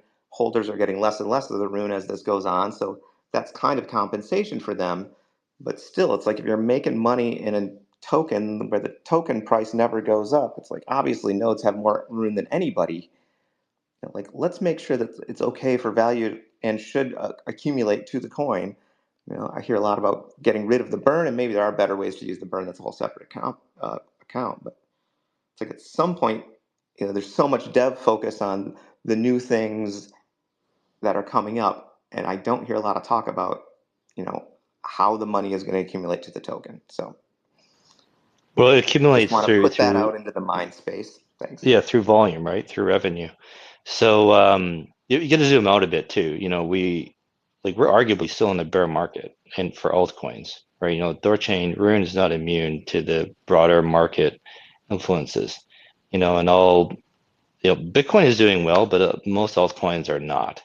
And somebody actually posted on Twitter, I forget which ones they were. If you go to JP's profile and you search his post for excuse me, all capital letters, JP replied to this guy, and this guy posted 4 charts, 4 different cryptos, and one of them was THORChain, and the charts look exactly the same, as if fundamentals are meaningless for all these projects, because they're all just trading the same patterns. It's just money coming in or out of the sector. So we're down right now, like as a sector, right, which affects us, and that also affects trading volume, right? People are less active. They're not out trading. They're not out doing stuff, especially when prices are range bound, right? Somebody actually posted something interesting the other day about the volume on THORChain being low, because basically in the last 100 days or something, last few months, like THORChain or Bitcoin has been within like a 1% or 5% range or something like that. Like when tokens go sideways, there's just less trading activity because less volatility, so less trading activity, so there's less fees. So we're in a bear market sentiment. People aren't active. There's no volatility. Traders aren't trading. There's no arbing. So volume is just down, right? Revenue's down. And that's the key to getting the room price up, is volume, right? We get volume up, that means fees are up, that means yields are up, and then people chase those yields. And that's why I do have to give kudos to the devs, because rain or shine, they continue to produce. They continue to innovate, write more code, make more improvements. And this is like, it's like eating healthy and exercising every day. Like, you go to the gym and you work out and you look in the mirror and you're like, this didn't do anything. And you do it the next day. You work out, go look in the mirror. I don't look any different. You do it day after day and you're like, I'm not making any progress. Well, when you look at it at such small scale, yeah, you're right. But if you start working out and look in the mirror 6 months later, holy smokes, like you do notice difference. You might not be jacked, but you are making progress. And maybe it takes you a year or two to get the physique you want. Maybe some people are lucky and it only takes them 6 months. But the point I'm trying to make is that, as far as I'm concerned, the devs are doing everything they can to keep going to get that physique that we want. They keep adding features and keep finding ways to increase that volume. And so when the markets do turn around, we do get some volatility. We do get people active again. THORChain is much better, has much more to offer, and to capture more users and more volume to get those fees up. And those fees are by pressure on Rune, right? And then as the yield goes up, you understand how it works. The yield goes up. People want to bond more to capture the yield.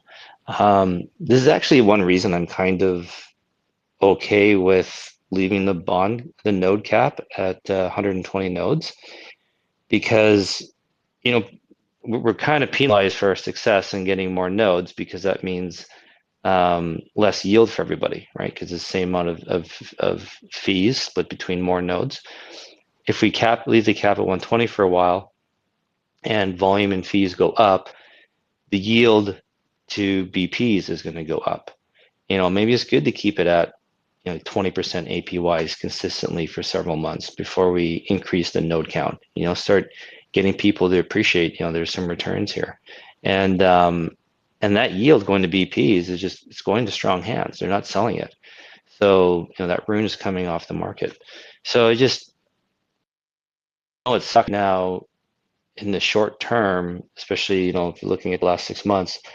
But I'd also ask you to zoom out a bit. Look forward the next year or two, and I wouldn't be surprised if a year from now we have people coming on the space talking about how much money they've made on THORChain. So yeah. It's like, reminds me of that meme. You guys remember the meme where you have this little cartoon old man with his like little pickaxe, and he just keep picking and picking and picking, and he stops just before the diamonds. But I'm gonna give THORMax some credit to his argument, because for me, I find it perplexing too. Like, realizing what we've built here, because I'm buying Rune all the time. I really am. I don't understand why people aren't just gobbling it up. I mean, it's just incredible what we're building here. But like I was saying, like getting out there. I don't know if Lady K was on the same space, but yesterday in Pragmatic Monkey and Rogerians, I talked to a few XRPers. I found a guy who has a bot that he does automatic trades with on the XRPL. And I reached out to him and I talked to him and I said, hey, like, we're building Ruggiera's building where you can use native XRP on this. Like, here, let go. And then next thing you know, he's in the Ruggiera Telegram, and I'm hoping he DM'd Pragmatic Monkey. I think that's what happened. And dude, like, this is how it's done, guys. Like, we're getting there. We're getting there. We have a 0 to 1 product. It works. It solves the problem. It's unique. It's more secure. People are less, God, I don't want to repeat myself. All of you guys know the things. We are so close. I feel it deep down. I feel like I did with Tesla when I realized Tesla was not a car company. It's a technology company. It's a software company. Like, we have something here. It's truly revolutionizing. We have Solana coming. We have Tron coming. We just have to do the work to spread the word and let people know that we exist and that a new era is here. This has been such a battle. It's been so hard. And I promise I'm just going to keep doing everything I can to make this come home for anyone listening to this. But just help me if you can. Anything you can do, because I believe we're going to get there. And I think also too is I think THORChain's been pretty good about like trying different things. Like, we've got app layer now, trying, getting Ruggiera going. This is why I've been so passionate about getting worked up about having our own front end, because I'm reevaluating the business plan of THORChain, and it's made me think, what, we need our own front end. So it's like, we're not doing the same thing over and over again expecting a different result. Like, we are, I think everyone is trying to innovate new different things, because like Patriot, like you said, like, we're onto something. Like, I think that's what's just kept me going. I'm sure the same thing kept everyone else going, is that we know that this is a big deal, that having a real decentralized exchange like this is huge. And despite everything that's been thrown at it, it's still going. Like, this is, there's something here. And it's kind of like, if you guys ever watch documentaries on like bands when they like make a song, like, they don't just walk into the studio and have their hit song done. Like, it's a process. They go back and forth, they argue with each other, they get drunk, they're hungover, whatever it is. And then after, a couple of weeks of battling it out, they come out this massive hit that we've all been listening to for the last 30 years. But it's, it starts off with like, kind of like putting a puzzle together. It takes time before you can see the full picture. So I feel pretty, in my mind, that's what keeps me, what I feel good about THORChain is see everyone putting these pieces together, this puzzle. We all see the same, we all know what the picture looks like, and we're all putting the pieces together, but we still, we're still struggling to find how they fit, but we're making progress. Yeah, and I empathize with THORMax's like frustration, because I'm the same way. Like, I don't want to reveal too much about myself, but like, my dad's not doing good right now, and part of me is like, man, we've done it, like, we've done the hard work. I feel like, we did our due diligence. We really did an honest attempt to experiment. We tried Savers, we tried THORFi, and for all the obvious, like, we can look back now and it's so easy to parse, be like, that was not a good design. But we limited those things. Like, we did our due diligence. We made all the correct decisions in limiting risky things, and we paid in blood for the knowledge that we have now. And now I feel like everyone kind of understands, as Kenton says, like, we now know what we're doing. We now know what we're about. And for the first time, like, core developers and Nine Realms are like literally on the same page. You know, the core devs got some things right. Nine Realms got some things right. Both parties got things wrong at times when it comes to private conversation. And it was that mutual work, right? So for me, I really want, like, for me, yeah, I'm restless too. I want THORChain and Rajira and everything to go well. I want Mocha to do well because we've truly done something. Like, we started back in 2020, 2021, realizing there's a serious problem in blockchain space. We have islands of liquidity and they can't touch each other without surrendering custody, right? And that's morphed into what we've built today. And it's here, guys. We've done it. So yeah, I feel you, Thormax. I feel you. But I'm feeling good at the same time. So yeah. We've been ranting on you, THORmax. You have more to add or say? Yeah, and I've, you know, the more I think about it, the more I'm empathizing with you. But it's emotional for me on some level too, because I'm really trying really hard. So yeah. I mean, I've done so much shilling on Twitter and whatnot over the years, and now I feel like there's room in THORChain. It's a strong enough project that it can take some internal heat, right, and some reality checks on occasion. Oh yeah. I just feel the need to bring that up on occasion. Like, why isn't it? Just baffles me that even with the inflation cut to zero and then a burn added, the price just is not. And it seems to me like if this project is going to be successful, it needs to be able to keep up its BTC ratio. It needs to be able to keep up the ratios with everything else in the pools. Otherwise, there'll just be constant and permanent loss. It's like that seems like a major that would, I don't know, maybe I don't understand the very fine intricacies of the design quite enough, but I feel like I've got a pretty good mental model of how this all works. And it seems like that is critical. Yeah, you have a great mental model, and I hope you didn't understand my pushback as censorship on you. I never want to censor anybody. Okay, cool. I was insecure about that. And I'm certainly not here to crap on the project. Obviously, I believe in it, or I would have sold out long ago. But I am frustrated with the price action. Sure, the greater market is down and all of that, but you would think THORChain seems like it's the one thing that really makes money, like literally makes money. It should be able to buck the trend, and so far has not.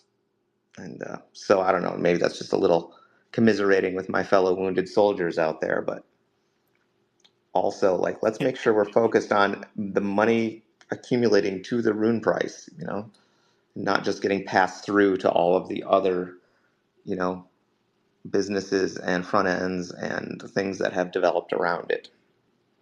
Well, part of the issue in my mind is nobody knows about THORChain, right? To invest in it. So like we've lost holders, investors over the years, especially in, we lost some longer term THORChads in January, February. But there's no one coming to buy from them, right? There's no one replacing them. And this is another thing that I'd like to try and solve in marketing. Like, we can't get people investing in Rune and buying it if they don't know about it. Like, we got to play the game. So, how many times have you seen on Twitter somebody posting a chart with like 10 other protocols and all their metrics, but THORChain is missing, and THORChain arguably at the top of that list. Unfortunately, we have to pay for that stuff. They get included.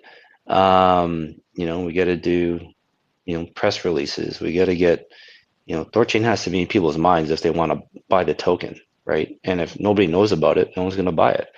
So I think that needs to be fixed too. So yeah, it's so I agree with a lot of stuff you're saying, THORmax. Yeah. And if anyone else wants to speak, I hands are bugged. Like, I have hands that are popping up. So please just interject at any time if someone wants to say something, because X is really fucking bugged today. So. Yeah, amen. I tell you, collecting your thoughts and holding on to them are two different things. I'm going to steal the mic for a second, respectfully, everybody. THORmax, ditto. We're here because of our conviction and comprehension. From my perspective, we are in crypto utilizing the ability to be unaccredited investors for the bulk of it, investing in software that doesn't work yet. THORChain functions and makes money. I love the analogy that instead of picking a horse in the horse race, THORChain represents I draw it to akin to investing, being part owner in an international bank of settlements. And instead of worrying about which horse is going to win the race, we earn money through volume, regardless of which horses come in first, second, or third. And I'm reminded, it begs repeating that bull markets climb and hurdle with a single bound the tallest walls of worry, and the best marketing is number go up. And it also bears repeating that we have the luxury, and we're lucky, or just me, I'll speak for myself, that we are involved in a protocol that is effectively mutually assured self-preservation, that it pays nobody to destroy, even if they could. Now, to land this, my call to action is to consider Sense ChaosNet. I'm here because of the agnosticism. We shouldn't be picking favorites. We should get out there ahead of time and pick the top 10 or 20 people with fill in the blank, with Ledger, with Trust Wallet, with Dogecoin, anybody, everybody, and invite them. When they're included, they're more respected. They're more like, hey, I've been invited somewhere. I'm going to, if I can't make it, maybe I'll listen into it and learn something. And I just think that's the most obvious path forward. Thanks for listening to the rantings of a madman. Hey, thanks for Godspeed. Yeah, appreciate it. I had a really Kenton out, dude. We have this is gonna burn your ego. This hurt. This is funny though. Had someone in the Ruggiero Telegram that's like, "Hey, could you guys end the space so I can hear the recording and listen to Hans and JP?" I think that's so funny. We're going for another hour, baby. Yeah, now we're going all day, bitch. We're going all day. I'm gonna tell you about what I'm gonna do tomorrow. I'm gonna tell you when I'm eating dinner tonight. Yeah, no, I understand. I wanted to add something more though, THORMax. I'm curious, were you having these thoughts and feelings in December when Rune was $7?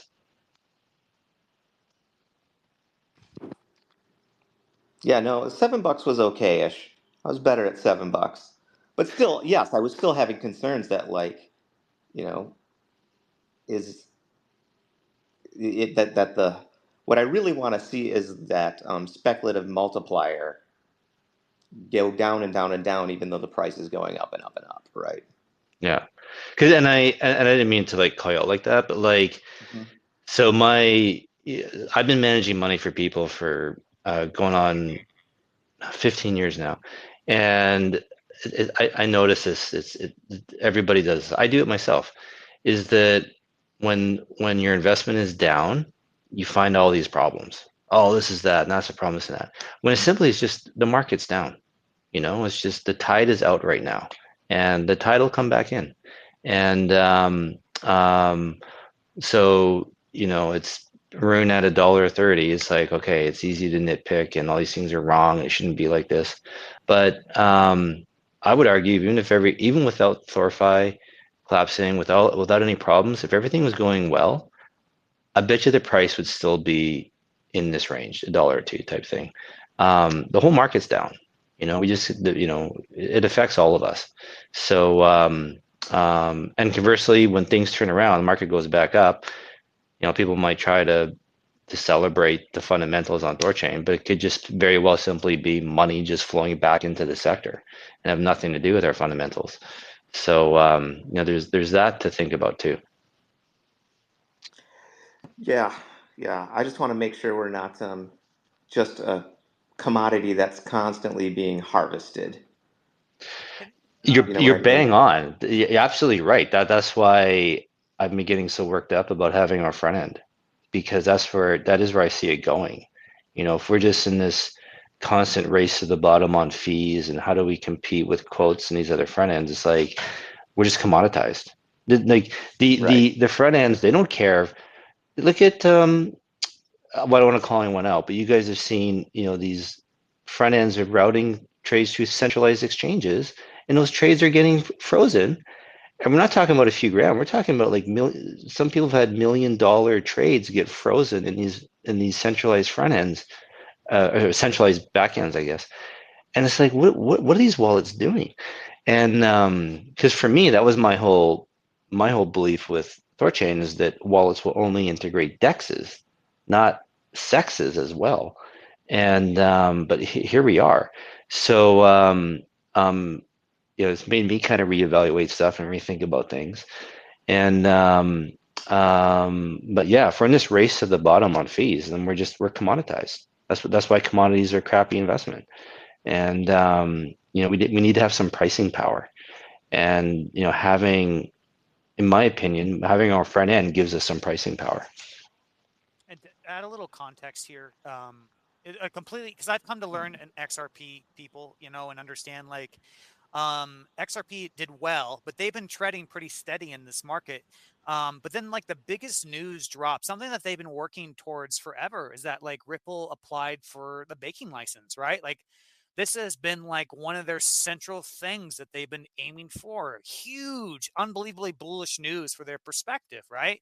And the price hasn't really done much at all, which, and I think that goes to your point, Kenton, like, yeah, it sucks. Like things are not going right now, and it's easy just to pick and look at problems. But I think this is a general wider sentiment. And that was a good point you made about commodities, Thormax. Hey guys, I forgot. We're on the cusp of what was self-labeled as Crypto Week in DC, and we should probably act accordingly. There's going to be some eyeballs there within. Odds are. Yeah, well, all I can do is try and get the word out. You know what I mean? So if anyone wants to do this with me, just do it yourself, or hit me up in DMs. Let's I don't know. I mean, for me, it's like, it's because I am an educator with THORChain, and I've been in this community. And when you tell someone about a project, like, yeah, you're like, from their mind, they're like, okay, obviously this guy is shilling something to me. He wants to be successful, right? But in my mind, it's like, well, hot damn, like, okay, like, yeah, I'm saying we have a good product, but would you please do me the common courtesy of tell me where I'm wrong? Like, where's the mistake? Like, tell me where I'm wrong. Like, show me the logical areas where this is just not the biggest zero to Gotcha. one. And that wasn't directly a response to Shapeshift. It's just me ranting a little bit. No, sir, no. We ought to feel free to speak or just shut the hell up. That's how I was raised. So if I open my mouth and I'm mistaken, fucking correct me. Yeah, I agree. But the bottom line is, it's time to get going. We got to have a specific task and purpose and function, and perhaps it's not talking about THORChain. Perhaps it's agnostically talking about each specific value proposition we're bringing to Trust Wallet. We're bringing to Ledger. We're bringing to Phantom. We're bringing to Sol. And divide and conquer. It's a tried and true method. Divide and conquer. If any of us were capable of explaining and having people comprehend THORChain, damn it, it would have happened long ago. And if THORChain was made to break, it would have long been to zero and crumbled into pieces long ago, like long ago. So let's have a mind trust collective and start exuding the value propositions we offer to each specific integrated partner intentionally, and move forward thusly. I may be wrong. Thanks for letting me steal the mic again, guys. And this is something that I learned. I feel really naive. I feel so stupid thinking this. I was thinking I would go to various ecosystems and promote THORChain to them. But what I mean various as in, plural. Like, no, like I've come to know the XRP community, and I'm going to just stay with them. And I'm going to there's so many people, there's so many projects, there's so many different personalities there. It requires so much effort to just learn and appreciate what they're doing and understanding the nuances of their ecosystem and where we can slot in, that I'm just going to be an emissary probably with XRP. And I've actually bought an XRP now for a while. So if anyone there who is familiar with Solana or whatever Tron, if you want to be an emissary, just be that person and just slot in there. Because I've got like relationships now with these people, and I like them a lot. Like, I actually look forward to talking to them. I'm not coming at from a business perspective. I actually like enjoy their presence and hearing their ideas. And so I think that's what we need to do, guys. We just need to be emissaries, because they had no idea. They had no idea it happened. Hey, I just noticed CK Cardano was in the audience, and I challenge him to get his ass up and speak a few words, please. I don't want to. Yes, I don't want to put I- people on the spot. Shapeshift. yeah. People might just want to dip in and listen. No pressure. I know and respect him enough that he's without fear. Okay, all right. He might be driving. Who knows, right? I don't give it, but yeah, I understand. What do you think, Patriot? Should we, if Cardano doesn't come up, should we start wrapping this up? Yeah, I think we might want to give the Rogerin what he wants. If he does not come up, you know what I mean? We'll end the Oh wait, space. someone. You can listen to Hans and JP and whatever you want to do, because we're not good enough for you. We can do it, I guess. Whatever. Sorry, Rogerin. We got CK Cardano did come up to speak. Oh, so sad for you. Go ahead, CK. Go ahead, good Cardano. Go ahead, man. Good morning, guys. What's up, room? Hope y'all had a happy 4th. I hope everyone attending right now has all the fingers and toes that they had a couple days ago. Never ceases to surprise me with all that. But yeah, man. So I'm just kind of listening in. Maybe if Shapeshift could give me a broader context, but I guess just as a general comment, I see THORChain is hosting this. For folks that don't know, although everyone on this call probably does know, THORChain is creating essential infrastructure for freedom technology and tools for things like Maya Protocol, THORSwap, LeoDex, Shapeshift, these things that are going to give our global community the functionality of the Coinbases and the Binance that, quite frankly, could be, doing the paper Bitcoin stuff, right? If they have a 48-hour settlement time and all this business, the fact of the matter is, the more of these supplies that move into our custody, and when we can peer-to-peer the situation, the markets get more honest, spot prices rise commensurate with demand. Because the way that the centralized exchanges are gaming the price a bit is, if you have enough float to carry like all the retail inflows, you just have to update dashboards, right? If you have $1 billion in cash and you're running a small coffee shop and you're never going to see $1 million worth of flow, then fuck it, right? You don't have to be honest because you have $1 billion in the back. That's what Coinbase is doing. Coinbase is shaking retail by decoupling the spot price from supply and demand, right? They're not moving UTXOs if $1 million comes in if they know they've got $1 billion on the books, right? And when they're custodying for all these folks, I mean, it is what it is, but that's a little bit farther afield. Shapeshift, bro, thanks for giving me the shout out. Is there a particular sort of piece of the discussion that you were maybe wanting to vibe on or maybe discuss as this chat kind of wraps up? I think inherently your most powerful weapon is to invoke a sense of community and agnostic interoperability. It's my wish. I feel you, bro. Oh yeah, 100%. To me, that really is the secret sauce. I think we lose sight of the plot if we devolve into sort of the toxic maximalist, thought, whatever that is, right? If it's a Max Kaiser Bitcoin flavor or it's an XRP or whatever, I think anyone that has that maximalist, tunnel vision is going to do themselves a disservice, because we see, when you look at the Fannie Mae and Freddie Mac, right? That's a 7.8 trillion with a T dollar lending and borrowing just in housing, right?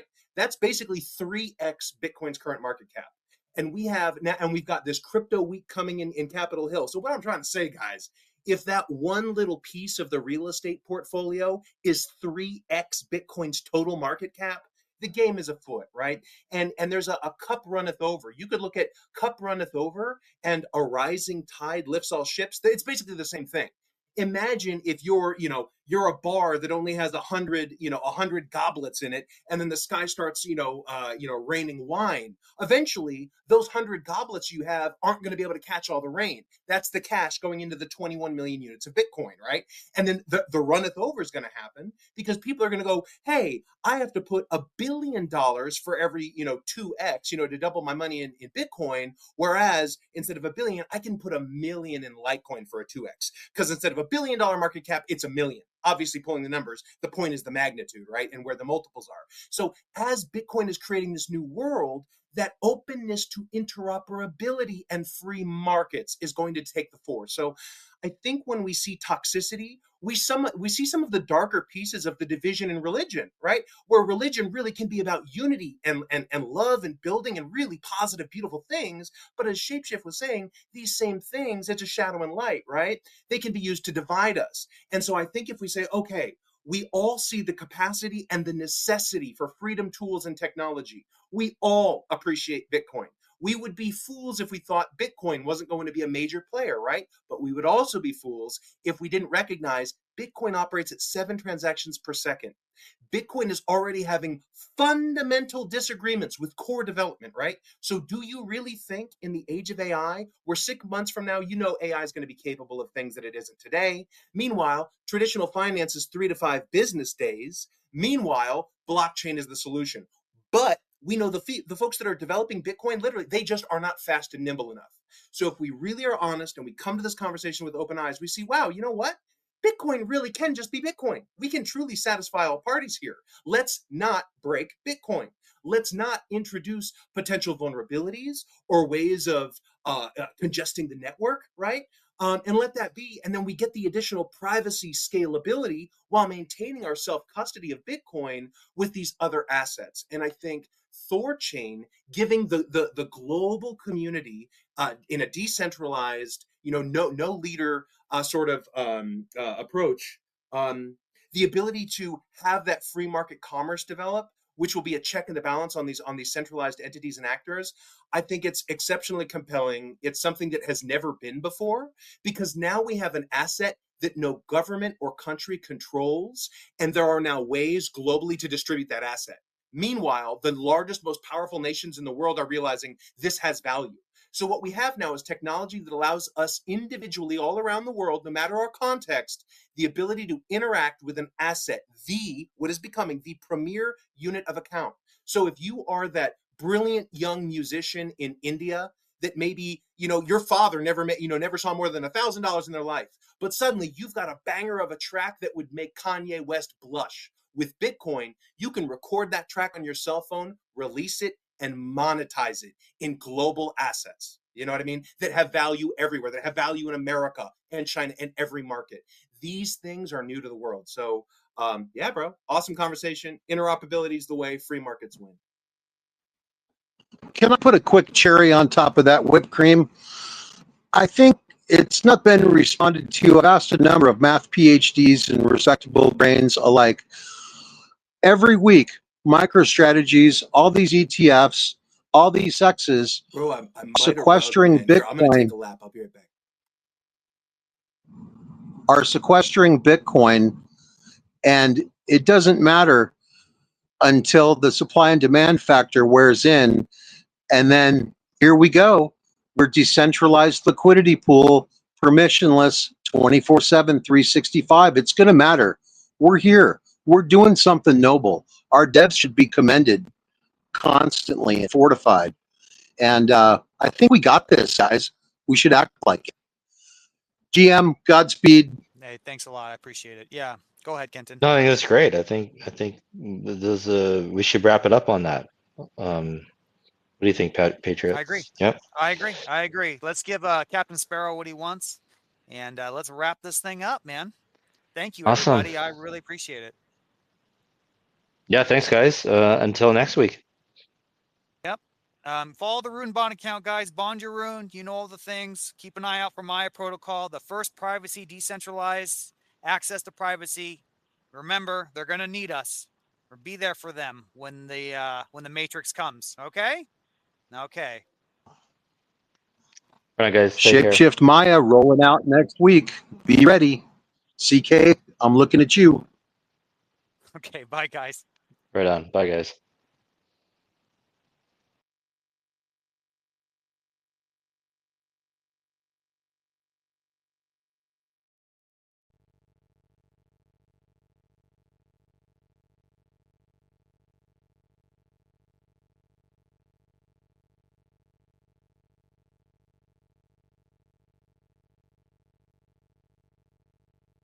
This space was downloaded via spacesdown.com. Visit to download your spaces today.